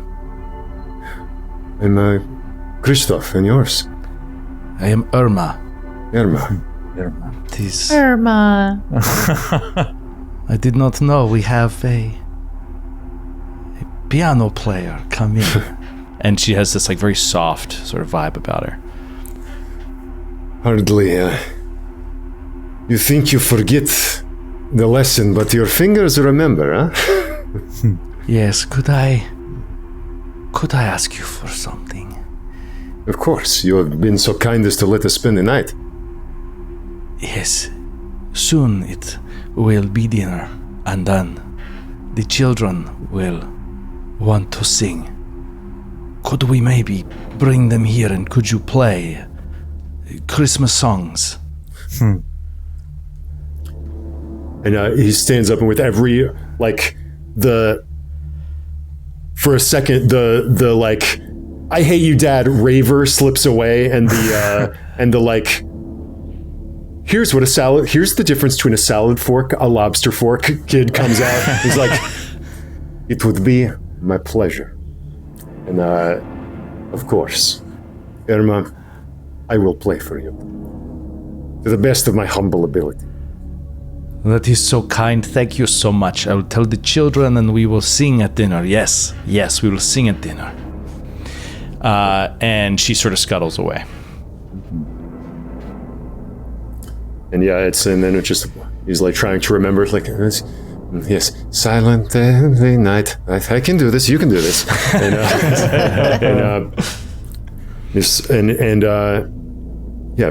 Picks up his coffee and is like, okay, charm offensive, working, and he continues down the hall, and I think, unless this is over, like, wants to kind of pop his head in that little junk room. Yeah. Okay. Sure. You pop your head in there. This is after Savannah went in there. Savannah. My God, that would be so amazing if you met a woman. Saw her name was Savannah. Like, Savannah? And she's like, Savannah. Savannah. He's Savannah. like, get the fuck out of here. Never mind. All right, so this is she's already come and gone, and now you come in here and you see like all this stuff around, and this woman is sitting in the back, kind of in a thick Polish accent. She's like, "What is it? What do you need?" Please, I could not help but see your collection. Tell me, do you have any parts for a? And I list out the make and model of my radio. No. Radio very hard to come by today. Come on, no. We have no radios here. Only radios are held by Stanislaw and Alexei and the guards out on the bridge. That is all radios we can have. I wish I could build one again, but I do not have the wiring I need. That is, once the thaw comes, we will once again get out and get the supplies we need. Yeah. Very well. I once again, my reach exceed my grasp. Forgive my intrusion. And I'm looking it over, and and it's more like mechanical stuff, not so much like tech stuff. There is tech stuff in there, but it's all a little defunct right now. You see computers. You see you see floppy disks. You see you see like towers, but like the horizontal kind. You know what I mean? Like you see apples. You see like, and they're just sort of like you see compacts like, but they're all off, and some of them are open. Their guts just like sort of like spilling out. Might I, if is not in use, tinker with one of your computers? Do you know what you're doing? I'd like to flatter myself to think that I can. That'd be my guess. It is a mystery to me. I throw nothing out. I keep it just in case. So yes, by all means. And I want to grab some parts that I think I might be able to, like, I don't know, rudimentarily get something up and running here. Sure. Yeah. Go ahead and roll a tech roll. Great. This is my best roll. Let's see how we do. I failed both. Oh no! My intelligence is an A. I rolled a D12. My tech is a B. I rolled a D10. I got a 5 and a 2. You're too used to your fingers being like all stuck, and there's too much movement now, and they're just fuddling all over each other. Right. It's like wires coming up in my hands. I'm like, what is this? No. Hopefully this is mathematics. King's Quest 3. No. Like going through floppy disks. No. No. You know what? I'm gonna say the game has an element to it that's called failing forward, and it's well documented in the manual. It's like, when you fail, it's not because like you just sucked. You know what I mean? Like there's also other elements that factor in, and similarly, I feel like that role can just sort of drive the story in a certain way. Yeah. So it's not that you're incompetent with the tech that's here. In fact, you're pretty good at putting it together. It's that because of that role, you're missing essential pieces. And ultimately, I think the power that you need to drive this thing, they don't have electricity running through this castle. There's no phone lines. I'd be tinkering with no to what end. To see if you could construct something in the range of a battery or get something that a battery could power, but it just doesn't seem to work out. Very well. All right. You do see batteries, though. Okay. You see like a stock of batteries, and I guess that's all of interest. Batteries would come in very handy for me. Okay. Well, with that, you guys are interrupted, whatever it is you're doing, or if you meet up and kind of like tell each other what you had done. And it is dinner time, and it's like it's Christmas dinner, and it's like it's sort of like this exciting event. There's like a feel of excitement around, and as people are gathering together, you notice that they've sort of overturned that initial really big room that you walked into, where you first saw the kids looking at you from afar. They've sort of turned this room over a bit into like a large dining hall almost. Not that they have a bunch of folding tables and sort of makeshift table, a bunch of coffee tables that have kind of been pushed together for kids and stuff like that. And you see there's like a dozen kids of varying ages, between like 5 and 12, kind of in that range. And they're and everybody is sort of like coming into this room, and Alexi's like, come, you should come and hang out. You should hang out with us. And yeah, you see Steven has a couple other people that he's brought with him who are bringing in this hot food that they've made, and it's all very sparse and it's all very spare, and there's nothing like actual Christmas dinner about it, except sort of the festive atmosphere and the gathering, of people together in this kind of warm place in a cold time. And there's a lot of conversations going on, and everybody's kind of there.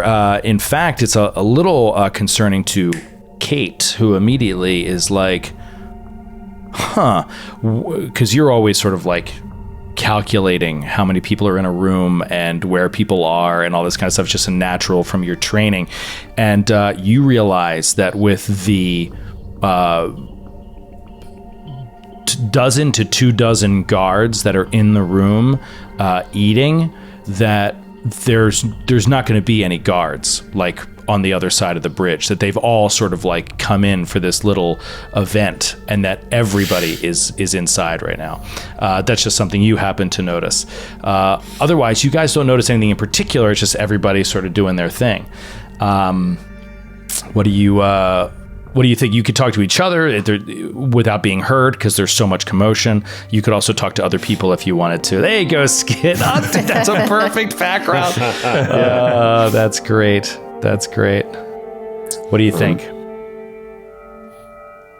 I feel I'll go ahead. Oh no, I think I might talk to Skid, maybe in French. Is like seems that the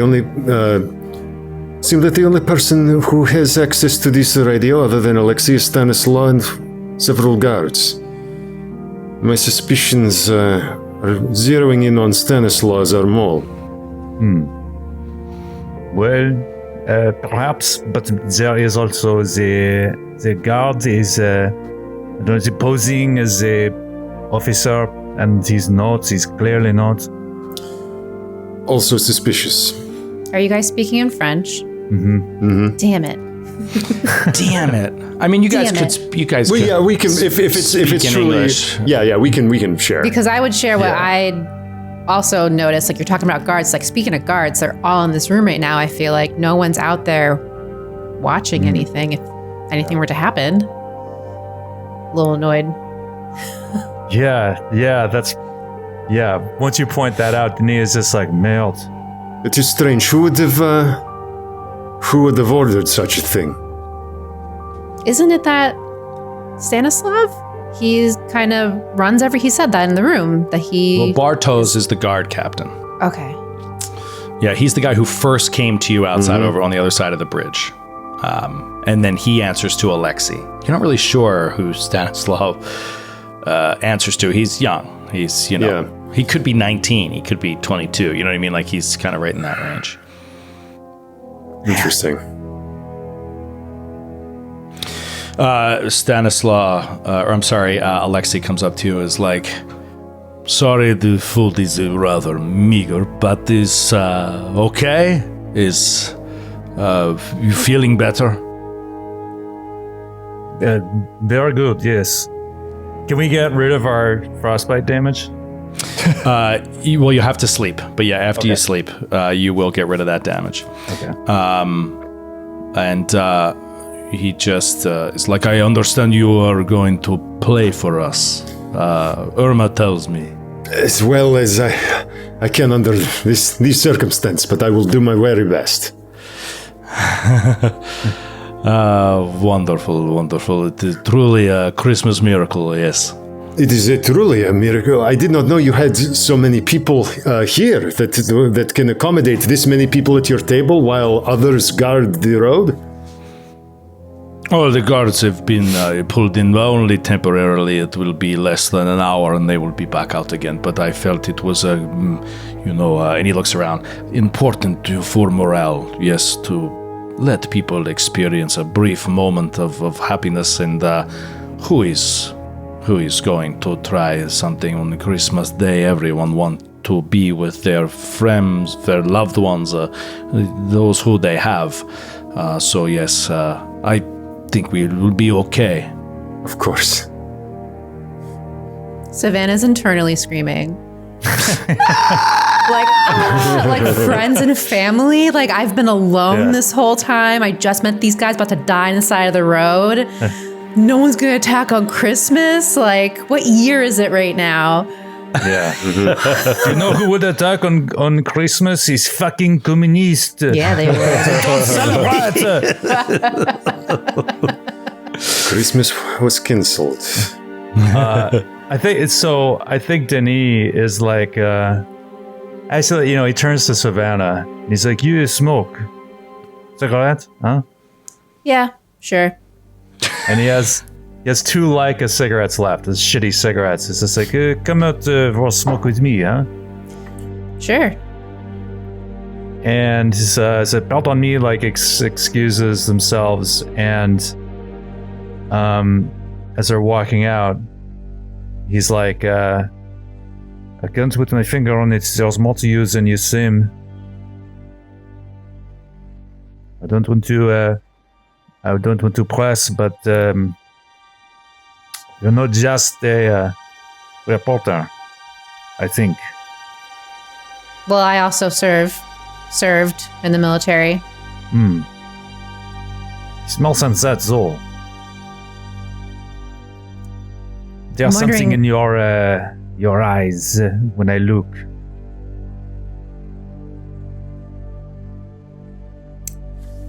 Should we roll opposing rolls of something? Absolutely. Because I can use my psyop skill right now that gives me a +1 to convince someone to think something they don't want to think. What is it? +1 bonus to persuasion rolls for changing someone's mind about a particular issue. Huh. Perfect. Okay. Wow. So before I roll, I guess I should make some dialogue around that. So you're saying all that to me, and it's just like, listen, I think we're all just pretty high strung right now. I haven't been around this many people in a long time. I'm obviously not with my team anymore. I'm in a Humvee alone.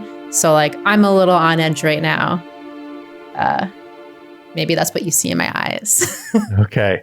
So because Denis is thinking, this just doesn't add up. It's just like a person who claims to just be like a war correspondent in a fully functional Humvee alone is surviving that long for us to find her. Like, she's capable of way more than she's letting on. That's the way he's seeing it. So that's his suspicion. So you are trying to throw him off the scent.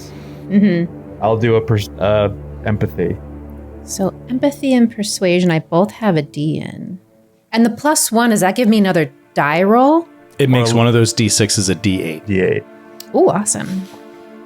Let me find my D8. Okay. Boy. Here we go. Oh. Yes, Kate? Oh, okay. I got an 8 on my D8. Oh, wow. Okay. And then a 5. Huge. So just 1 success. Okay, and I failed. Okay. Yes. So for the moment, Denis, you think maybe it's the military training. You know what I mean? Maybe that's what jumped out to me, and maybe I'm overreaching a little bit. Maybe she saw more action than I would have assumed somewhere. Yeah. Exactly, because she doesn't seem like a close combat person or anything like that. No. But she this is what Denis is saying, in her eyes, she's seeing this sort of this sort of callousness that comes with having taken a lot of lives, because he recognizes he's seen it before. Yeah. So that's what he's picking up on, but he thinks it's like, well, maybe it's maybe it's that. Maybe it's just she. So you're having this conversation, and you walked outside, you said? Yeah, like I want to take it as you're right. These communists, like there's no way they're going to honor a fucking Christian holiday and not attack. It's exactly when they would strike. Poles they're crazy. So he wants to like go up to the wall and like keep an eye out, like while everybody's partying. You're up there, and it's so cold. Yeah, it's freezing. He's and not looking forward to this. Dark. And now like it's his dark. hands are itching, just like finally getting the feeling back in his hands, and now they're like freezing again. He's like, fuck. But the two of you are out there talking, and she sort of convinces you, for a second that you're okay. And then I can just picture this, like as you're standing at the edge of the wall, looking out over, this bridge that you had crossed and the ruined sort of town beyond it, and the frozen river and the way that it moves to the south and to the north, and the cold night. But with all of this devastation, it seems in a moment, for a brief moment, the clouds have parted, and with no sort of residual light, the stars are unbelievable, like breathtaking. I mean, you can just see the galaxy unfolding ahead of you as for a moment these skies part, and it's in that moment that the skies part, and you can see this dust of stars, billions and billions of worlds, that you start to hear the muted sounds of a piano and carols sort of coming out through the walls, and both of you together are just sort of silent for a moment, taking it in. And as the children's voices start to catch up with the piano and you can hear them, you suddenly hear another sound in the distance that is altogether not a Christmas carol, and is altogether very, very disturbing. It is a deep, deep rumble.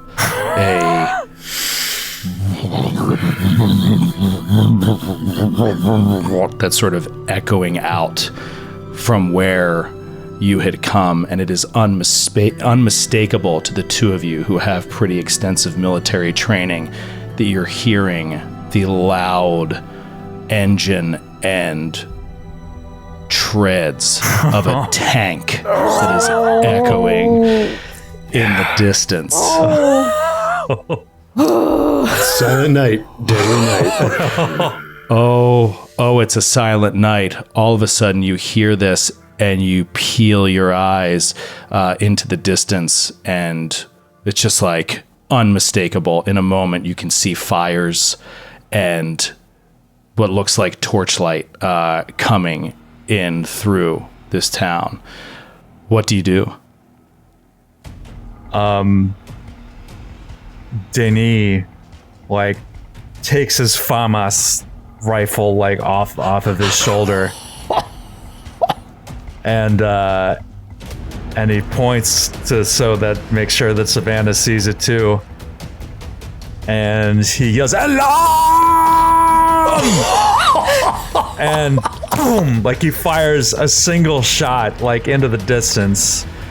And then we immediately go inside where Often Christians reconciled, joyful loving nature, and then you just hear bang, you hear this gunshot and alarm. You hear from outside. Immediately the music stops, the piano stops because Christoph stops playing. What do you do, Christoph?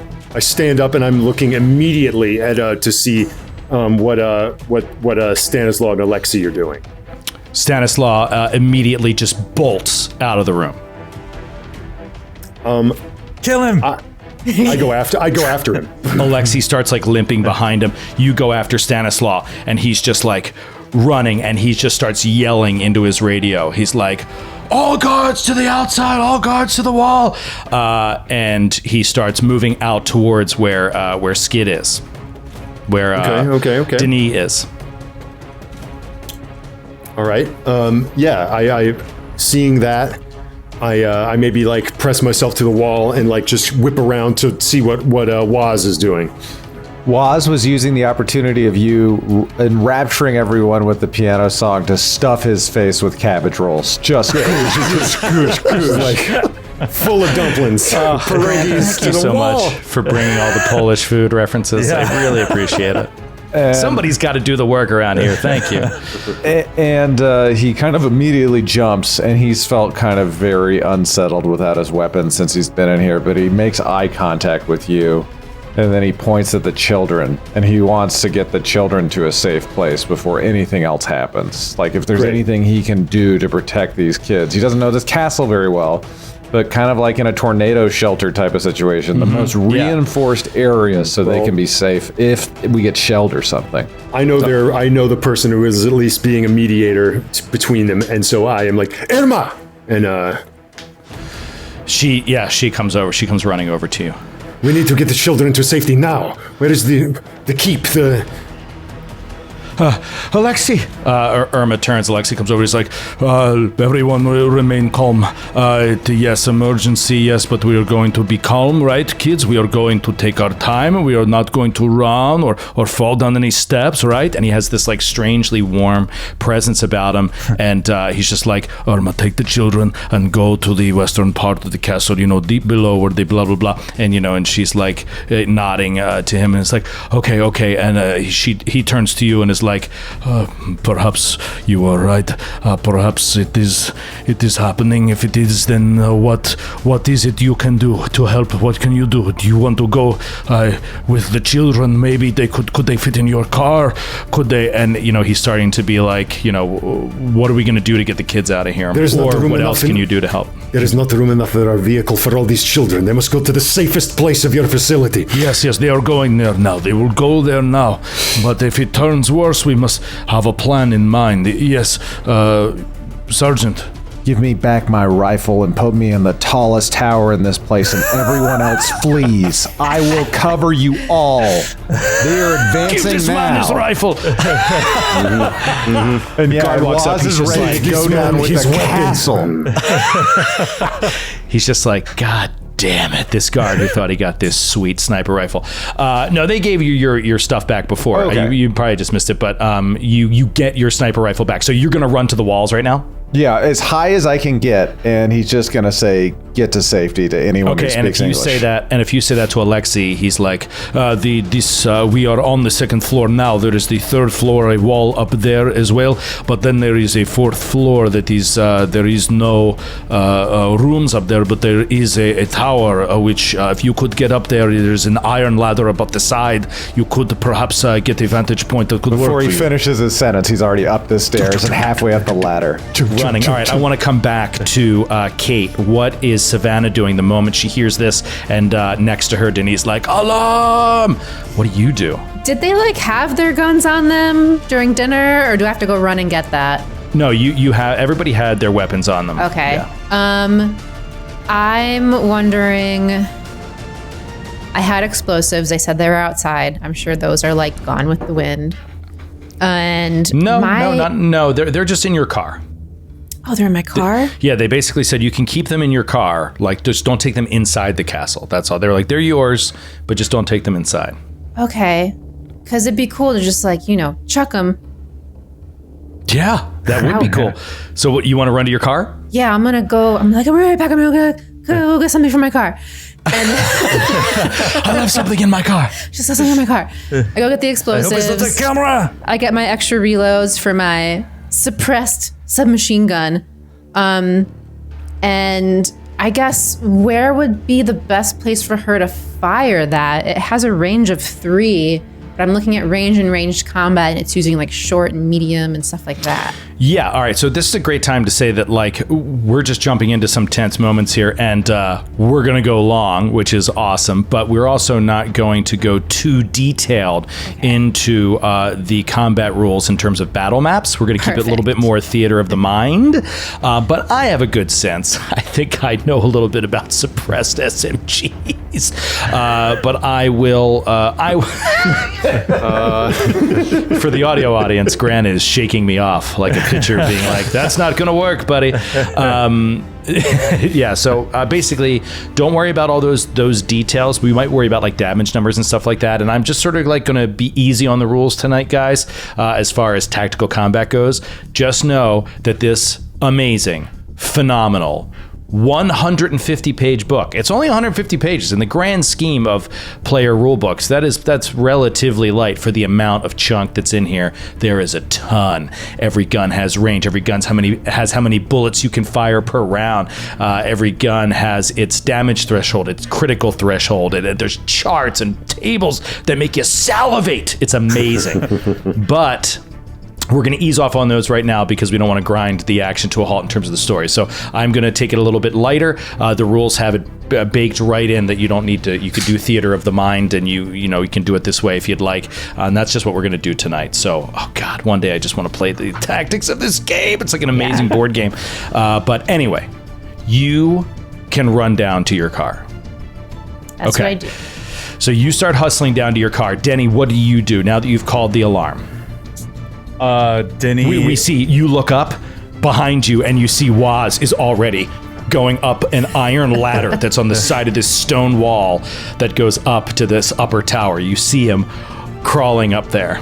Okay, yeah, so he sees, like, he's really nervous. He's hoping everybody heard him, but he sees Waz getting up into position and he breathes a sigh of relief. He's just like, angel on my shoulder. And he knows that they're like, whatever, they might win. He doesn't know what kind of force is coming, but a lot of them are gonna die. Mm-hmm. So he's just gonna aim and like wait until like he's gonna get like take cover behind like the parapet or something, and wait until somebody gets in range, and then he's just gonna start firing. Okay, so as you're, and let me go right back to you one more time because I don't think we have you in a final position there, Christoph. You talked about the children. They're moving them to a deeper part of the castle. What is your next priority? I think as if Christoph is switching into battle mode, I mean, we established he was like towards the end of things a frontline commander.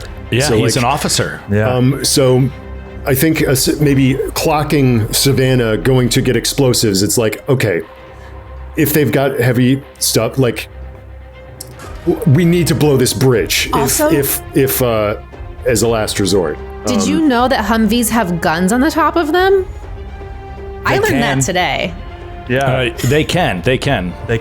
Well, the two Humvees in this book that you can choose from, they both have guns on top of them. You mean this Humvee has a gun on top of it? Yeah. Well, okay. Both of the American Humvees in this book. Well, if you are a driver and you need somebody to like pull a trigger on a Humvee, so cool. Just driving around and someone's up there like. Yeah. then I would be happy to volunteer. Okay, there you go. So you want to drive the Humvee and you want to get in the gun? If there's a gun on this thing, I'd be happy to. I wasn't planning on that, but once he starts filing, I'm like, you know what? Might be a better idea. This just turned into Halo. This just turned into Halo. It really did. It really did. Okay, so they start rolling up. You two are running down, and they're keeping that gate closed. And now guards are running out, and they're with you as well, and they're running on foot toward the gate, and you see them like they hit some controls and open up the gate, and they're doing it because like they want to get out there and form some sort of defense before they get too close, because as far as they can tell, this threat is a little bit further away. So they open up the gate. Do you want to drive out of the castle across the river to the east towards this threat? I guess that's what we're doing, right? Okay. All right. I think Khrushchev is thinking like, all right, yes, we save the children, we keep them safe. Whatever You're going to be good up there? Yes, of course. All right, I like that look in your eye. That's the look I like. You would rather me drive? and you see these soldiers are sort of flanked out, and they're looking at you almost like what do I do? Okay, and then I shout out like, take up positions on either side of the bridge. If they come down, fire and use the bridge itself for cover. We will go down and engage them. If they press us back, then we will have to blow the bridge so that they cannot draw any closer. How are you going to blow the bridge? And then I reach down into the Humvee, which is like rumbling to life, and pull up some of the explosives that she had. And it's like, we have a contingency. Oh God! All right, that's the plan. Oh my God. Okay. Christoph is just thinking on his feet. If anybody's got a better idea, feel free to pipe up. Well, they're not even there. They're not even with you. Okay, Great. so you guys hop into the Humvee and just and drive back out the way you came in and across the bridge. At that moment, Waz can see in his sights in the distance coming through, rumbling, what he identifies immediately with his military training as a T-80 Russian tank, which is a monster tank. You see no one arming the upper gun. You see no people on top of it, and you see what looks like a dozen or more soldiers that are sort of like hunkered around behind it and moving slowly toward the castle gate. Oh man, the Iron Curtain is comprised of thousands of T-80s descending upon the western gate. I think Waz is thinking outside the box. He's looking for a Christmas miracle. He's looking for a way to start an avalanche from the nearby mountains onto the tank. Maybe to take out some of the soldiers, maybe not the tank itself, but he's looking to be able to shoot like a boulder or something down on them. Maybe they have to come through something like that to get to the castle. There's no mountains around here. Okay. Unfortunately. What an unfortunate part of Poland to go through. Yeah, you're in a very flat grassland off the river sort of part of Poland. And they already look like they are going towards the castle, this group. Yeah, they are moving toward the castle. They are still pretty far away. Denis can sort of see some light. Maybe he sees the shape, but with your range, you can clearly identify the vehicle and look at sort of numbers at this point.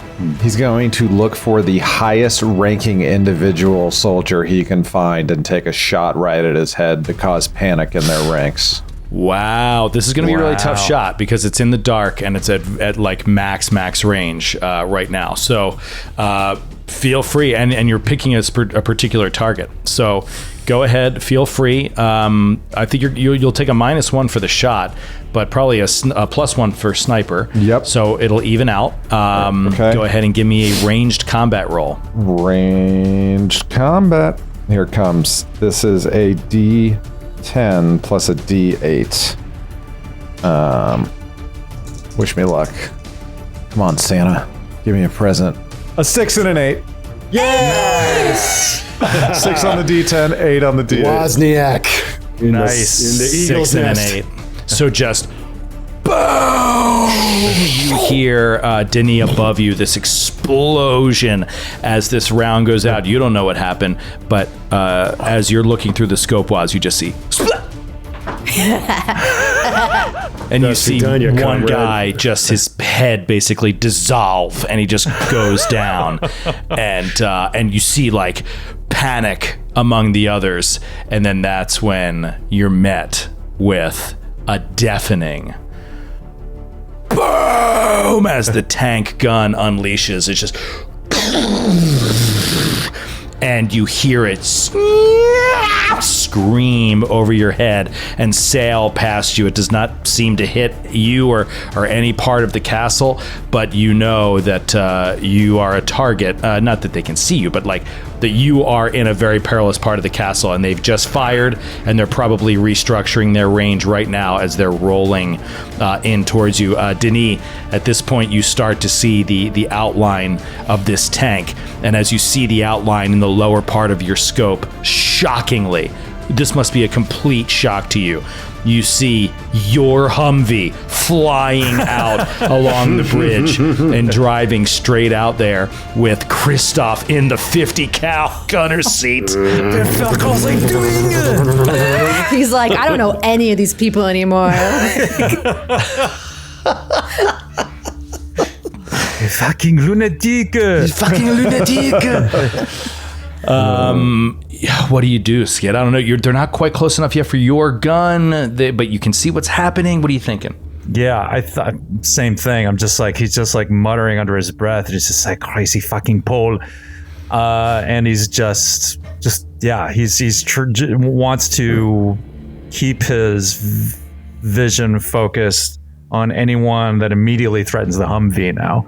So that's where like he's scanning, so like anyone to come into that range. And yeah, as soon as somebody does, he's going to start firing. Okay. Kate, please go ahead and have Savannah give me a driving roll as you start cruising in the darkness. I'm assuming your lights are on, your headlights are on, so you're going to be able to see fine, but that also makes you visible and a target.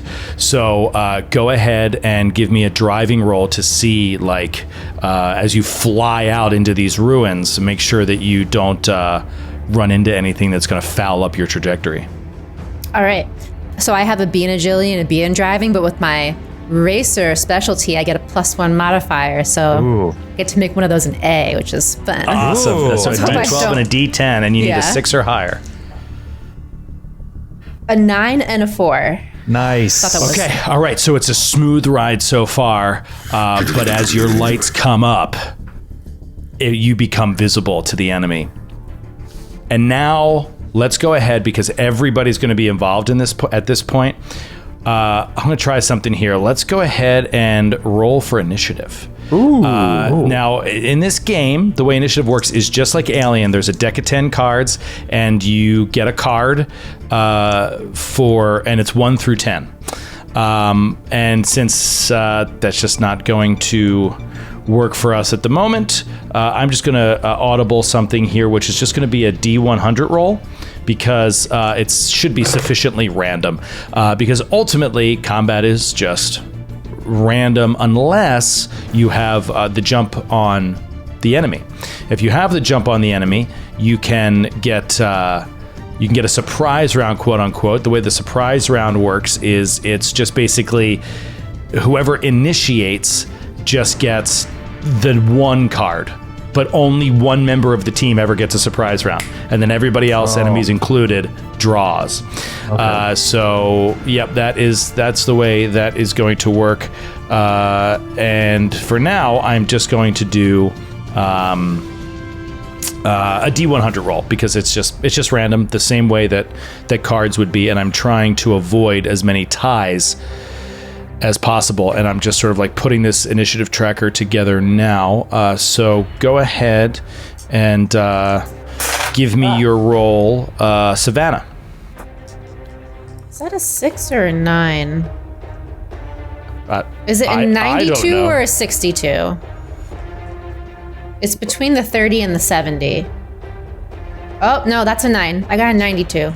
It's either really good or really bad. That's really bad. Okay. Okay, so 92.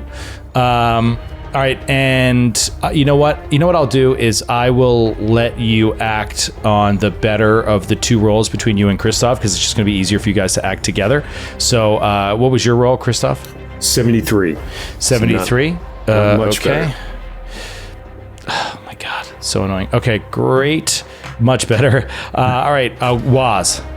Waz got a 13. Of course he Neon did. green D100, baby. Of course he did. Yes. Waz got a 13. Denis. 1. Whoa! Are you literally rolled amazing? one. 001. I just took a picture of it. Joyous Noel.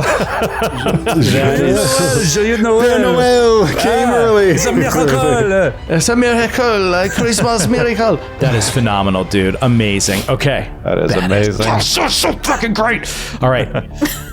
Fun fact. You rolled a 92, right? I rolled a 94 for the Soviets. It's so ridiculous. Wow. All right. Now we go into initiative order, and getting another shot is going to be Waz. Oh, I'm sorry. No. Denny got a 1. I'm sorry. Yeah. I did that wrong. Denny, what would you do? What would you like to do? They're still not in range, right? They are still not in range, correct. I'm just gonna fire a shot just to kind of put the fear of God into him, even though knowing that I can't hit them. I just want to provide some covering fire, so he will just like fire. Okay. For roll ranged combat and 2d6. Okay. If you hit on the ranged combat, if you miss on the ranged combat and roll a 6 on either of the d6s, just roll 2d6. Okay. And if there's a 6 on either of the two d6s, I'll say one of them has to roll coolness under fire. Okay. As your bullet pass nearby. A 6. Yeah. Okay. All right. So they're going to take a penalty now on their turn because somebody is panicking. A bullet went near them. And so this is a phenomenal mechanic in the game, which is whenever you shoot, if you miss, but one of your bullet die, which are your D6s, rolls a 6, the person still needs to roll coolness under fire because it came so close that they have to see if their will keeps them in it. If they fail, they're out for a round. So very, very cool and fun mechanic. That's awesome. Cool. In my opinion. Yeah. And this Soviet soldier just saw their commanding officer's head just vaporize. Yeah, exactly. And then suddenly just clang, like a bullet goes off right by them. They're melting turns out down. the commanding officer's head is a really big part of unit morale. That's where the unit's morale is stored in the skull. It's receptacle. It's another case of you don't know what you got till it's gone, you know? Yeah. Right. I'm going to turn this up with a little metal. Let's get some metal going as we fight the Soviets. Here we go. Next is going to be Waz. All right. Waz is... They're rolling it. They've already fired the thing once, but it needs some time to reload. You know that, but they're recycling right now to maybe put that fire right on you. But you also saw the Humvee go riding out straight to them, which provides another target. This is very scary. Yeah, and Waz doesn't know about the explosives, but Grant is thinking about firing at the explosives behind them as they drive off if it comes to that point to keep them alive. And then Waz's is the only vehicle, the only mechanized unit with them, the tank, or are there trucks or anything else? All that you've seen. All right. Well, with the elevation I gain, which gives me a +1 modifier, I believe, I'm going to try to argue to just have a +1 to one of my die, and I want to do a called shot. I want to take out the tank's antenna so it can't communicate with other officers and stuff and call in reinforcements. There's usually a communications array on there. I think that's the heaviest thing I could take out on a tank like this. Okay, I think that you're going to suffer a very severe penalty for that. I saw it before, but is in this the interest under of called shots or? Yeah, there's something about a called shot. I think it's a -2. I think. Okay. So yeah, let's to keep it moving. Just take a -2, but you have a +1 for your sniper. So take a net -1. Okay. Lower one of your die. And give it a shot. That sounds great. So I will be rolling a D10 and a D6 instead of a D8 at this point. And trying to get a 6. Come on, Waz. 2 force. Oh, that's fine. So you fire and it's just cling, it clinks. Oh, you see it clink off the armor of the tank. This is phenomenal. I'm having so much fun. All right. At this part, we're going to have a group action of the poles that are within the castle.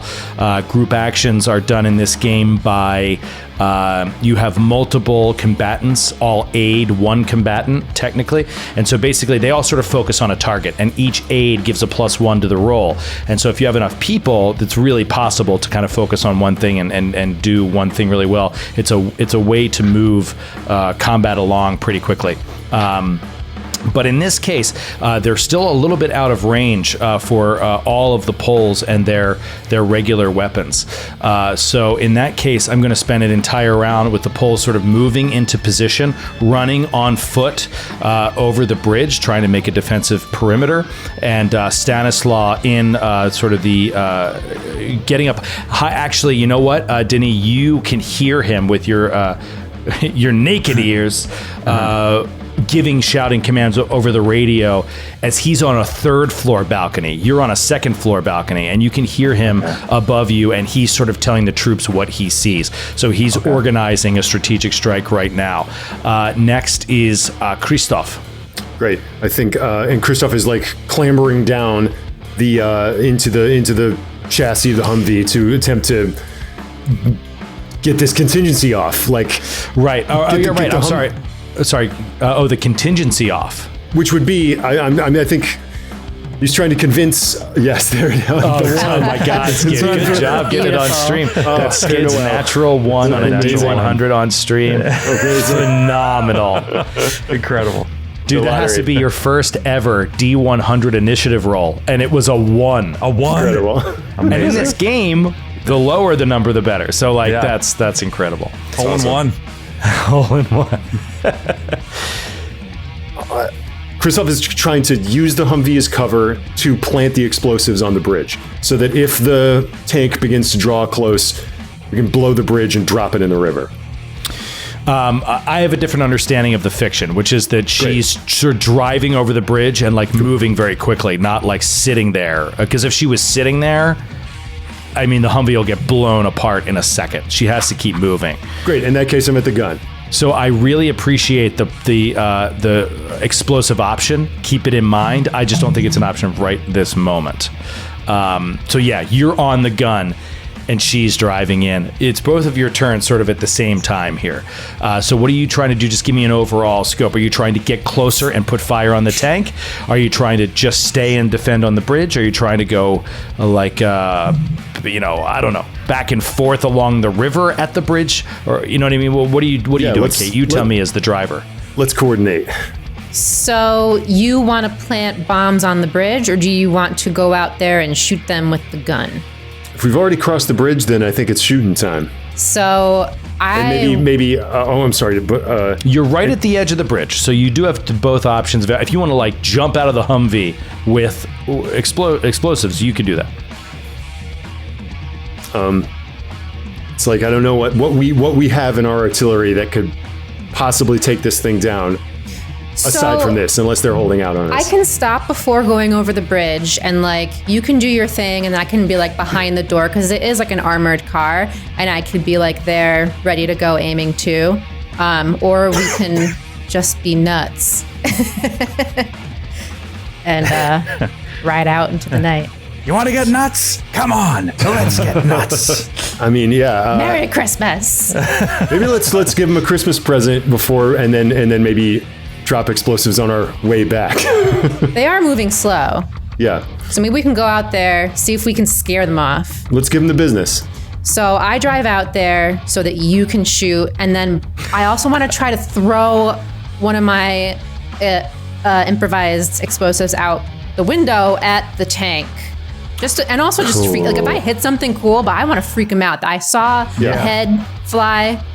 I see them freaking out a little bit, I think. So yeah. This is amazing. All right. I know who they're dealing with.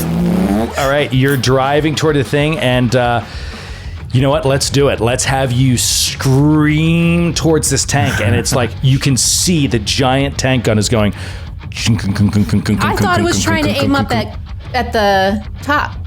It was until your headlights went on. Oh, and then it just started like coming down as you're flying at it, and you can see it's almost at you, but you're very, very close to it now. What are you shooting at Ross, Christoph, are you shooting just at the front of the tank, or are you trying to shoot at Soviet soldiers that are kind of in the back of the tank and can kind of be seen? Because you can kind of see them. What is your main objective? I think that would be the goal, is to hit the folks that it's attempting to defend. Okay, so go ahead and just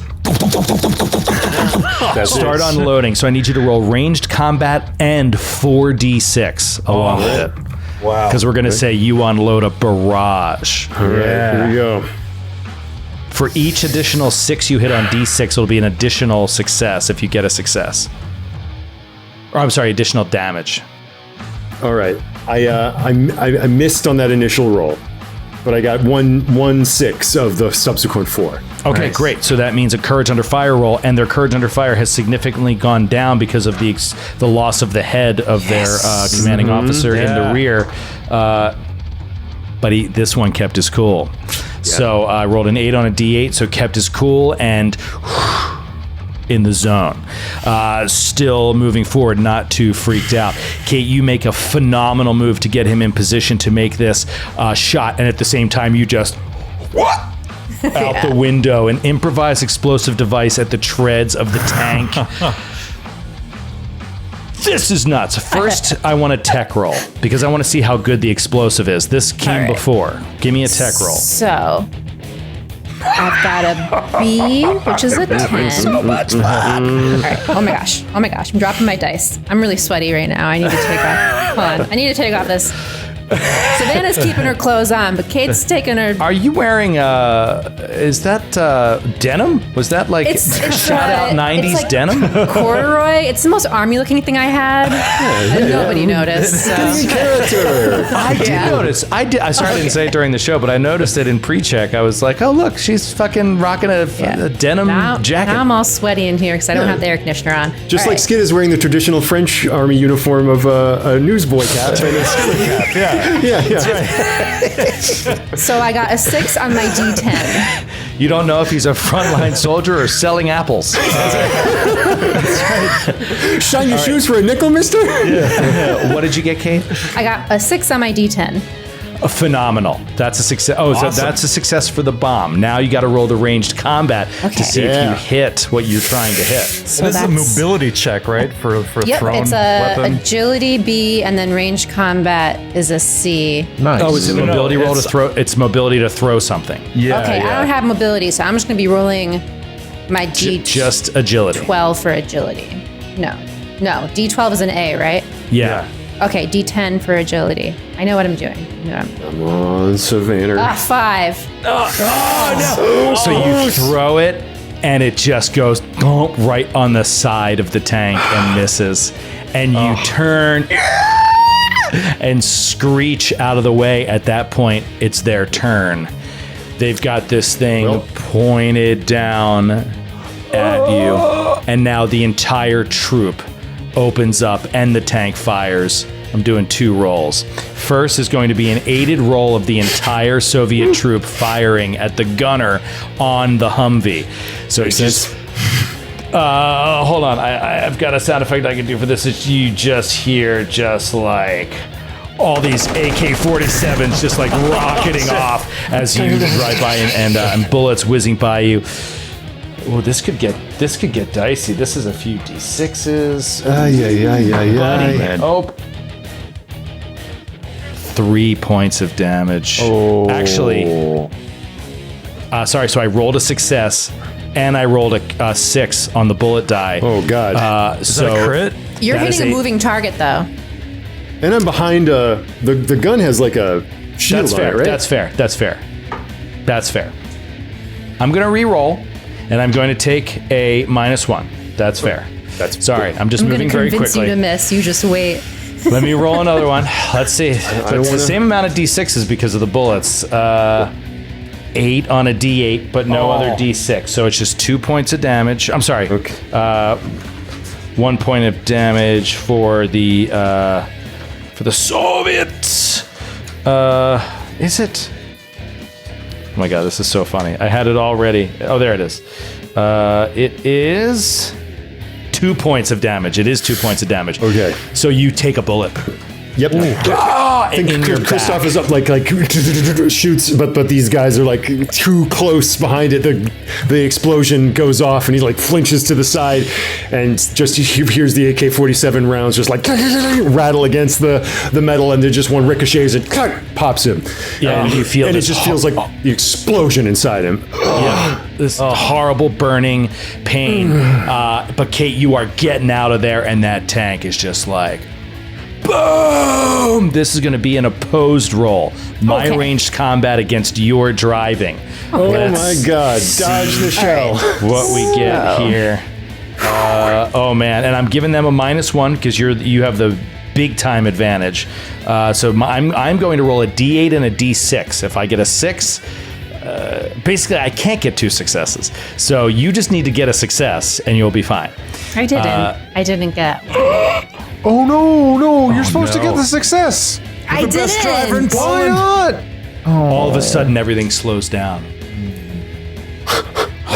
And it just feels like the Humvee isn't quite zagging enough, and it's a straight shot. We can see the shot from over top of the tank, the camera shot. And the fucking howitzer 2 just pointed right at it. And then, boom! This shell explodes out of it. Nothing ventured, nothing gained. And I rolled a 6 on the D6.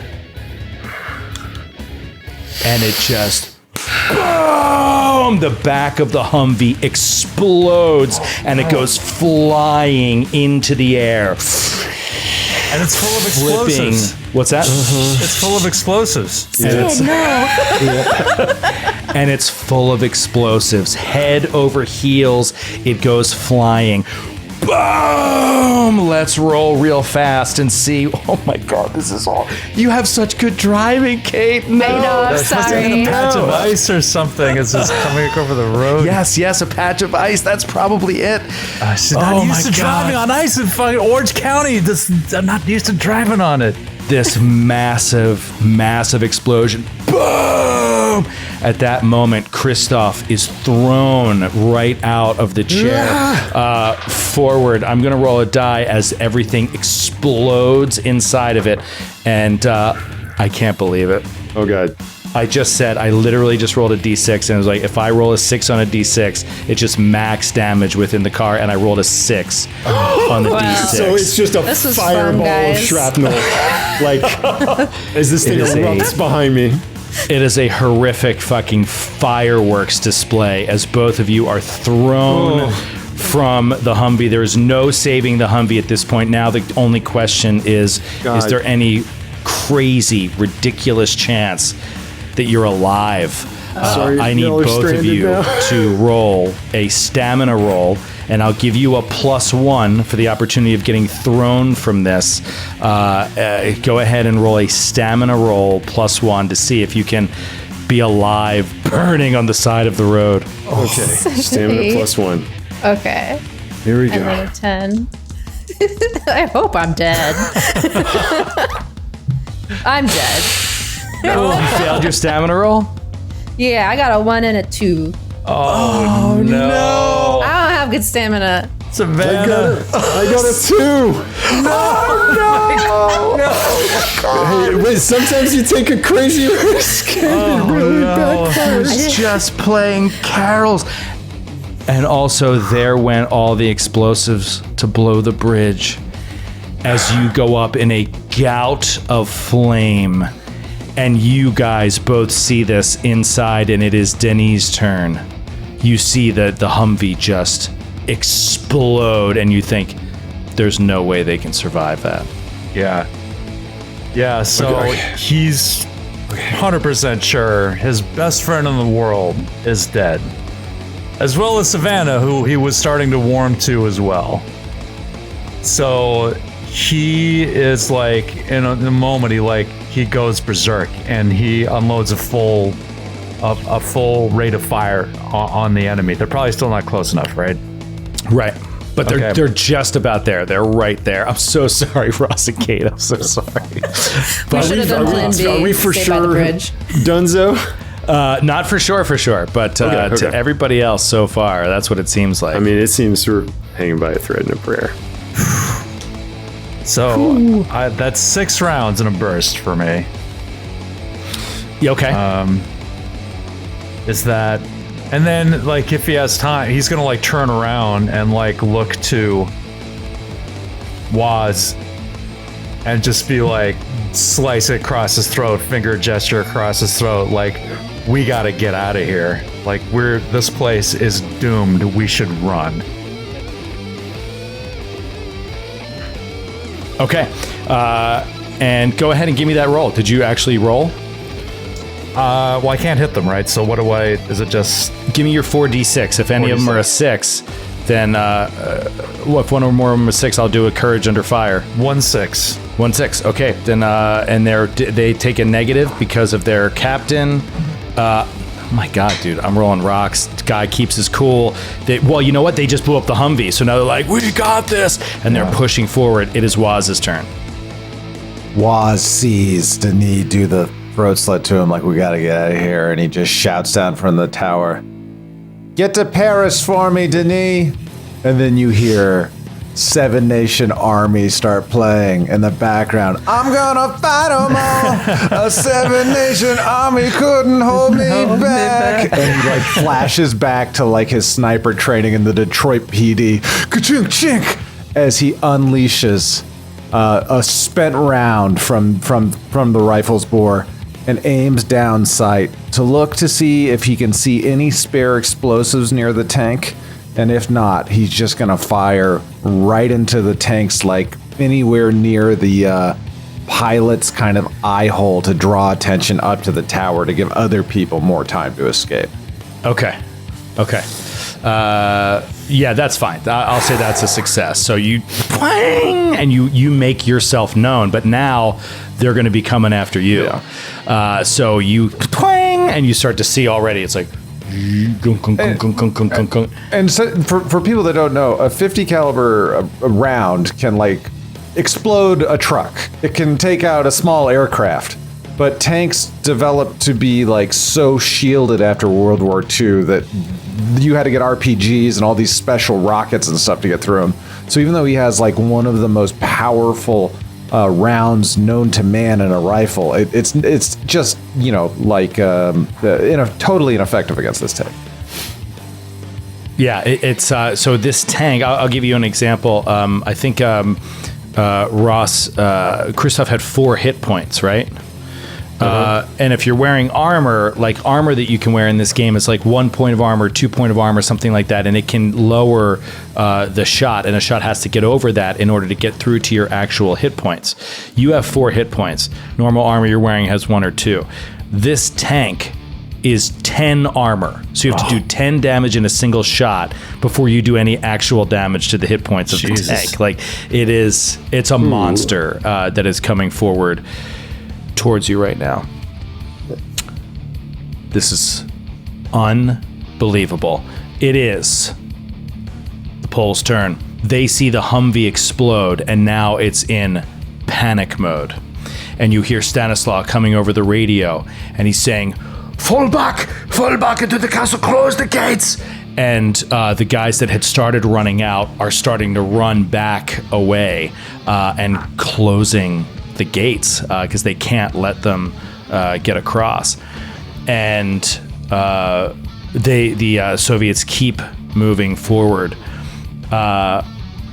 Let's flash to Christoph, who I want to find this. So your failed stamina roll. No, did it kill you? No, dude, didn't kill you. But what it did do is leave you open to that explosion has put you to all your hit points are gone, and I need you to roll a d6 first. Okay, here it comes. I rolled a 6. Oh, whoa. Right now, finally? Is that good? That is shockingly good, but it could also be bad. So you are blown so clear of the explosion that while you take all that damage, you could be healed and you could actually live. You're thrown free of this thing. But the moment could affect you for the rest of your life. Right. So I need you to roll a d10 on the mental damage table. So your 6 was mental critical injury. Let's see what happens. 8. 8. Paranoia. So you now develop like a mental condition of pure paranoia because of this. Now you can't really do much of anything. Like you're blown free, and you land sort of. I'm going to say you land like in the water, but it's not water because it's ice. And you are flown from this thing, and you come like down the riverbed and skid a little bit along the ice of this river, and you're looking up in a daze, and and you can't barely move. What's going through your head? Oh God, yeah. I think it's shell. I think the shell exploded, and it was just like mind wipe. It's just like see white here, just wee. All I'm hearing is like, dee! And as I'm down there, like looking at the column of smoke blot out those stars that were being looked at earlier, and it's like, oh God, I failed because they knew we were coming. They knew we were coming. They knew everything. They were 2 steps ahead of me the whole time. If only I'd understood the message more. If only I could have got the message out. I could have saved them. And it's like I'm in spiraling down there. Oh God, so scary. All right, it is Savannah's turn. Savannah, give me a d6 roll. Also, I had 5 hit points.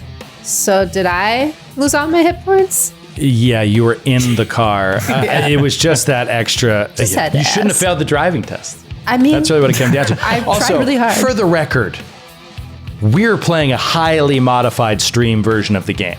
You don't actually like die that quickly. Well, you're not dead. Oh, and Joe, I also want to. I think because I still had one unresolved rad damage.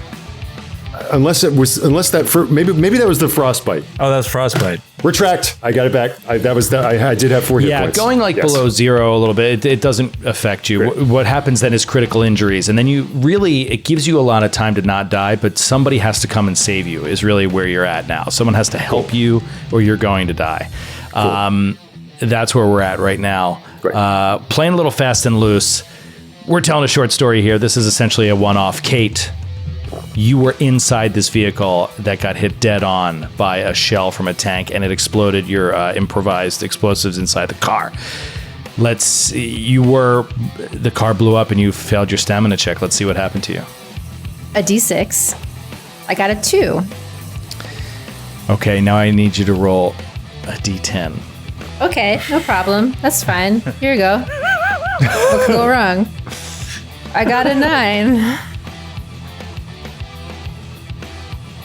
You are blown out of the car Yeah. over to the side of the road. It is a traumatic, horrific scene as your body is blown out the side of this car and just rolls and then smacks into the brick wall of a ruined building near the edge of the bridge. And you just... You rolled a 2, torso, and a 9, internal bleeding. Oh, no. Yep, I found the table. Yep.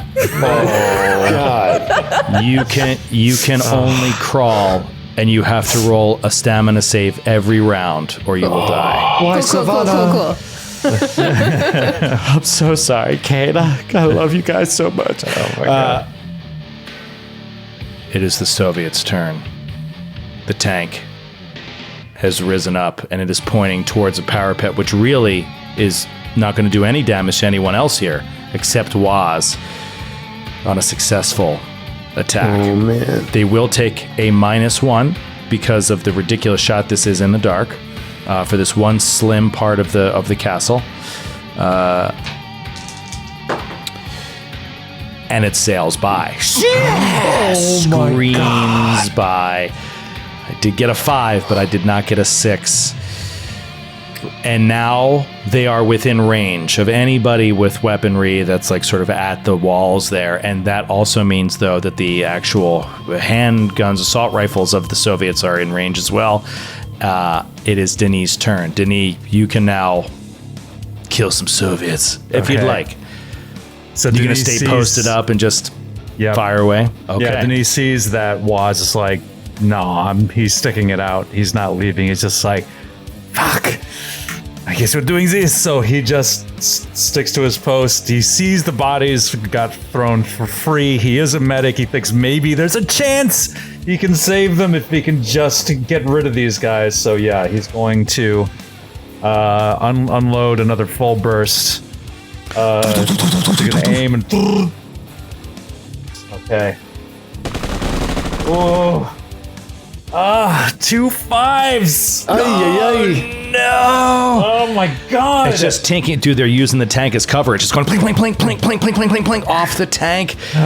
Brutal. Was and 1 sorry, go ahead. 1 6 on the D6s. Oh, okay. So then, here we go. As we get closer, people get nervous. They do. Okay. So another guy. So that's 2 guys now. Are sort of like. They're not even firing their guns. They're just hunkering close to the tank. They're not even firing. And it is Waz's turn. As it comes back around, Seven Nation Army gets to its first chorus. Oh, and you see the tank shell go past the tower, and Waz doesn't even blink as it goes by, but you see his eye like look past it. And then he takes aim down at one of the soldiers. How many soldiers are around the tank at this point? There's about 9 around the tank at this point. One so it's down. a relatively small force. They're really relying on this tank. Yeah, for sure. And tanks also rely as much on the soldiers supporting them at a certain point. So he's hoping to do enough damage at this point and give enough cover to the kids. He's worried about these kids. Waz shoots out. Jesus, those die went everywhere. A 9 and a 3. Okay, so yes, splat! You just, I mean, with you take out another soldier. Splat! They go down, but the tank rolls on, getting closer and closer. Now that they're close enough, there's a bunch of combined actions as the Polish I forgot about pushing.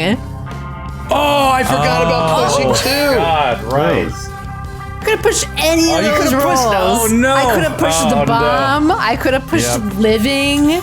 I could have pushed drive. And pushing has you a can push living, but you can push driving for sure in the bomb and everything. Oh, I fucked that up. And pushing takes a penalty if you fail of like 1 hit point, right? But when it's your life on the line, it's totally worth it. Totally I'm so sorry. I was so wrapped up in it. Shit. Shit. Yeah. Oh, I'm sorry, Gabe. You're a murderous Soviet. So you can push your roll. You can re-roll a failed check, and every one that you roll after that, or that you had rolled previously in that same roll, takes away your stress, and you deal stress damage until you're basically out of it. God damn it! All right. Well, we're just telling a different story here. Yeah. Motherfucker. All right, the polls open up. And roll a 10 on a D10. That is two nice successes. Nice. That is fantastic. So you see more Soviets are going down, but the tank rolls on. Christoph, as you lay in this river trying to like get your bearings. Roll a recon roll. All right. Great. Let's see what that is for me.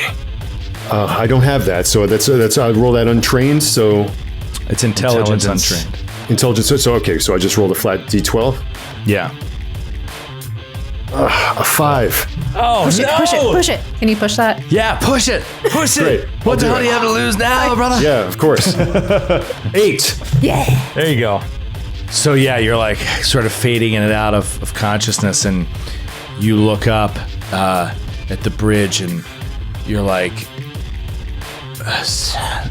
no, can't. Is it? And you look clearer, and in the dark night, you're able to see. You're like, and you just see chunk, wire, chunk, wire, chunk, wire, chunk, all lined up under the bridge. Oh, shit. And immediately see that the bridge is wired to explode already. And you're like, this like realization hits you like, what the fuck? And it's Savannah's turn to make a life or death roll. Well, here I go. I'm so mad I forgot about that. I know. I'm Let's so see. mad too. All right, Fuck. I got an 8 on the DB. Okay, so you're B. still alive. Oh my god, they can find you. You just have to survive. Soviets redirect their tank, and now they're also going to get gunfire from a bunch of guys that start leaning out from over the tank. The tank shot, taking a -1 at the parapet. This is the last one before they're moved toward the gate. Move to shooting the gate. They miss.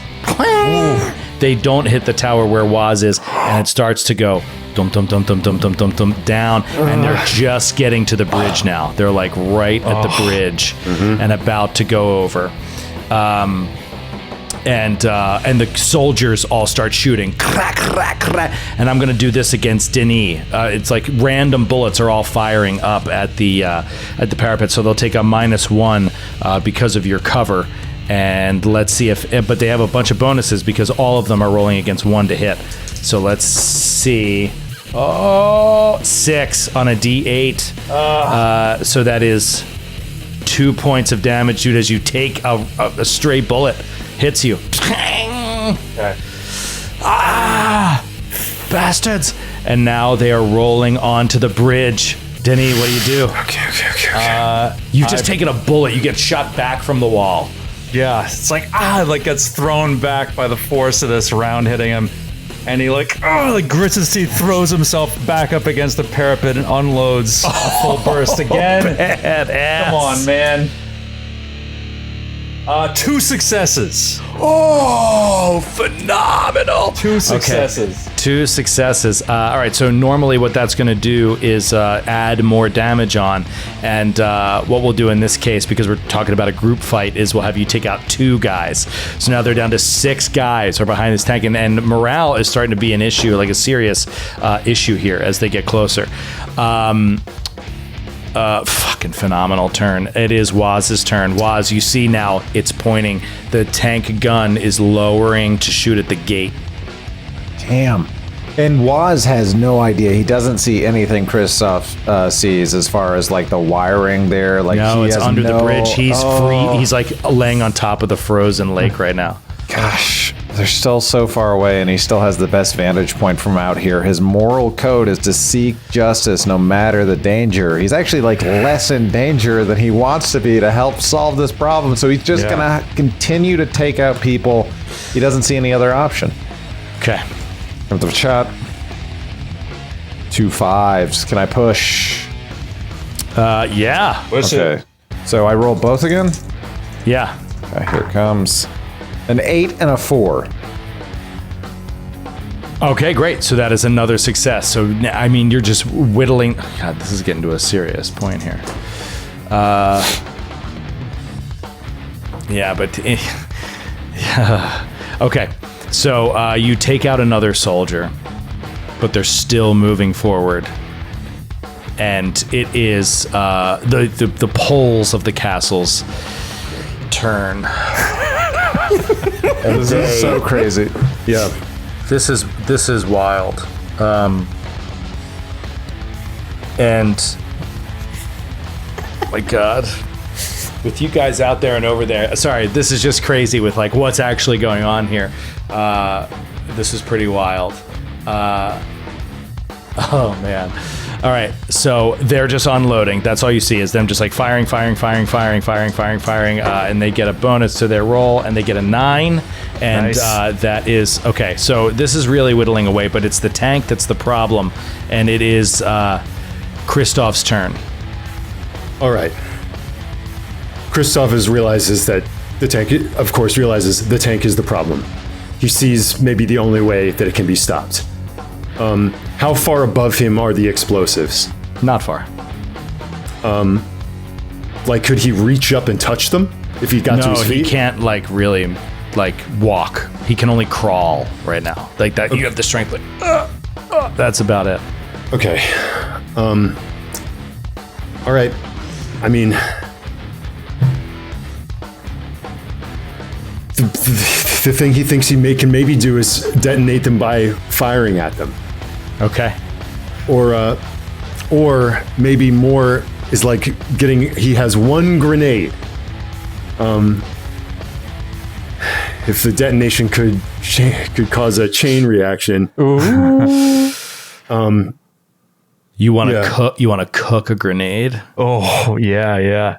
Yeah, and then throw it right at the moment of explosion. that's precisely it. And he realizes, and I think Christoph realizes in that moment that he's too injured to really do a good toss. Like he can't just like throw it from a distance. Like he basically has to hold it up and like throw it up and definitely be within the blast radius of the grenade himself. no. I mean, if that's what we're dealing with, it seems to be. And so that's what he's going to do. Sounds like a hero talking to me. It sounds like something that you would do if you're committed to peace, love, unity, respect, the values of utopian rave culture. The star isn't in the DJ booth. The star is the crowd. We're all in this together. Sometimes a sacrifice must be made. After all, what is a grenade but the ultimate glow stick? Indeed. Indeed. So what do I have to roll to see if I can execute this maneuver? Like mobility or... No, you don't have to roll anything if you're going to hold it. You have to roll something if you're going to throw it. He's gonna hold it.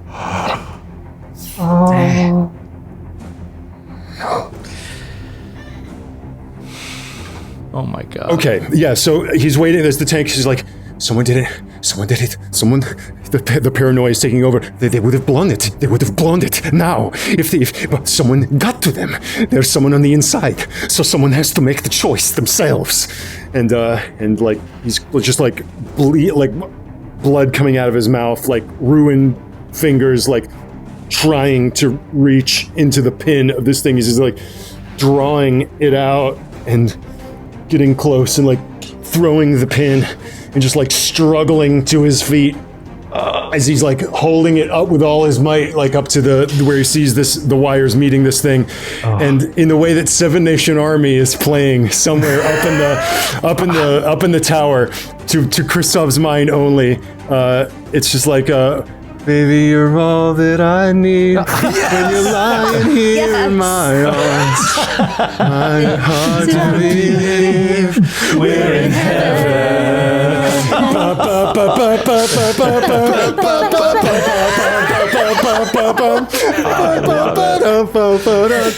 Oh my god. Oh, so amazing. Oh, just give me a second. I have to get this right. I'm going to cry. We are going to holds it cry, up. aren't we? Thank you so much. And he just reaches as you see in slow motion. The tank is just like starting to roll over the bridge. And he just like shakily, like almost no strength left in his body, holds this grenade up to where he can reach explosion, can maybe reach these wired explosives. And it's just a brief pause, and then the sound muted as we just see like all the charges go off, and the stone just starts rocketing into the air one after another as the tank is enveloped in this wild explosion. And it just, and of course Christoph is nowhere to be seen in that fire and brimstone. A man who just 8 minutes before was playing Christmas carols is blowing up the tank and saving everyone. Unbelievable, Ross. Unfucking Incredible. Incredible. And Denis is like, he screams like, no, like he sees this happen. It's like, no. And he just breaks down in tears. Like all the people he's lost. It's just like this one friend that he had left in the world. And he just loses it. Horrendous. Awful. And, you know what? That is going to sufficiently, hold on, let me fix this. That is going to sufficiently destroy the Soviet situation and send whoever does survive, because a couple of those soldiers will survive, but they'll go running off into the distance, and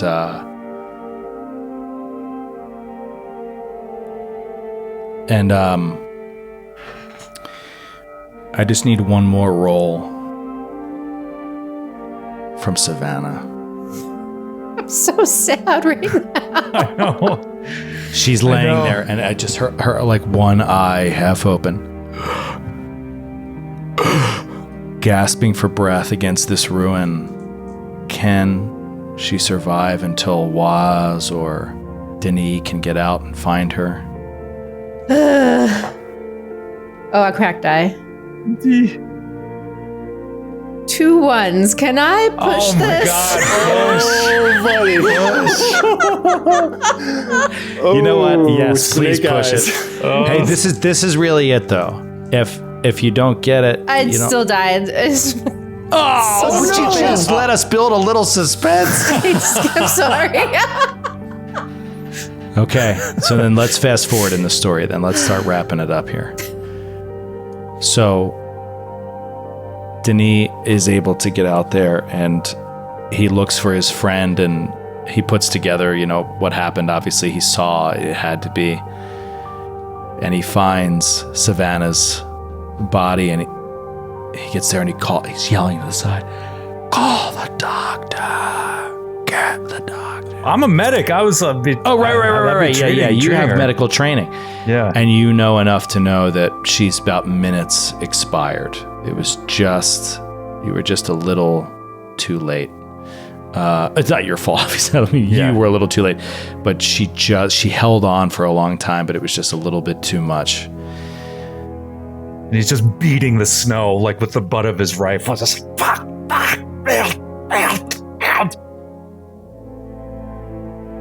Waz is walking through the castle, and you see them standing. You see a group standing around in this one room, and you walk up, and Alexei just has his head in his hands, and then they move to his eyes as he seems to be crying. You look over and you see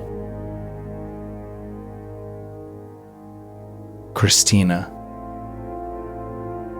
the bridge engineer, lying on the ground. A radio unit in her hand that seems to be connected to the bombs under the bridge. But she's dead. Her throat slit. And Steven, the American cook, is nowhere to be found. I knew it. Steven! I knew it. It was fucking Steven. Damn it. Never trust. God, I should have asked him a fucking question about Dave wants that. Should have asked him about the Bears. You said it. You were like Chicago Bears. I was like, oh, get in there. I can't wait to talk about fucking Dick Butkus. Send his land of Lincoln ass to hell. And suddenly you know what happened here was, and it's pretty devastating. The children are okay. A lot of people survived.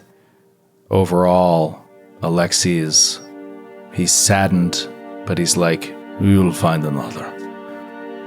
We will build the bridge again. Well, we will never let them cross. Christina never told me about what she did. But it was very smart somehow. Steven knew. She must have told him. Regardless, it is a terrible tragedy. But if you must head west, then I understand. And I wish you all the best of luck. If you wish to stay, we will try to rebuild here once again. For I do not know that it is any better that way than it is here. It is, of course, your choice. I think Denny and I have an appointment in Paris. We can't miss. We need to be leaving now. But I'd like to say a word to the children before I leave. Is that all right? Of course, yes. Thank you. They could, but be easy on them. They could use some cheering up.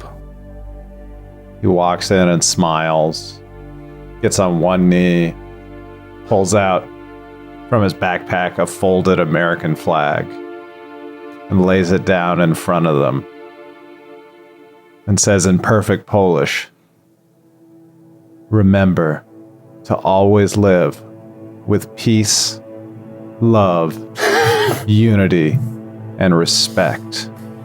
It's what saved you today, and what'll keep you going forward." Perfect Polish. And then he walks out.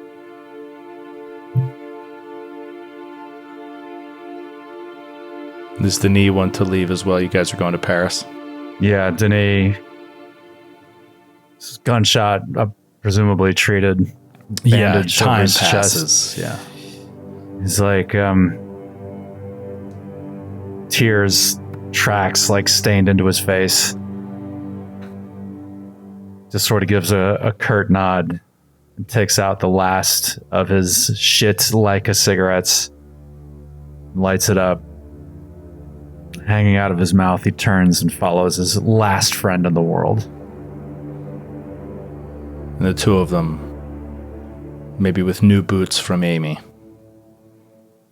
head off into the snow. And we watch them walk for a bit, but then they're lost in the fog of winter as they continue on foot west to try to find their way home. End of sesh.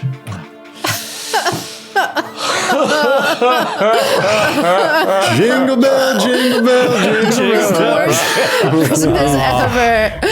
Wow. It was so sad. It's like you said, Skid. It's like when you're a kid, you're playing like, yeah, it's Rambo, it's badass, but war is hell, man.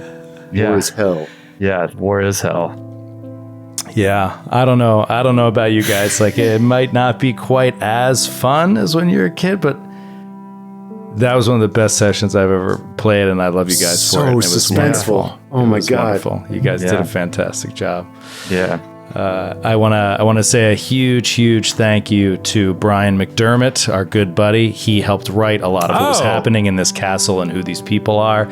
So a huge thank you to Brian. What a great resource McD is. Yeah. As you can Amazing. see, there's a lot of depth here, and there's a lot of things you didn't find out. A lot of things that were man. going just like a written adventure, which is really cool. But it didn't. The writing on it never started until you were already here. So it was all about kind of where you guys wanted to go and how it all started to build. And right before tonight, I was like, let's put something together in this castle.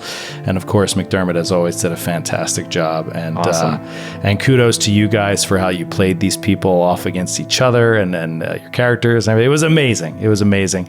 I don't want to belabor the exit. I just want to say I would love to play this game again, and I'd love to play with you guys. So thank you so much. To everybody, thank you to Free League. Congratulations to our winners tonight of this amazing game. It doesn't always have to be so dour and sad. You can have some badass sessions too. If Kate rolled better driving, we'd all be fine. You know, if you remembered we could push. Or if I'd remembered the basic rules of the game, the rules of the game, we would have we would have been fine. okay.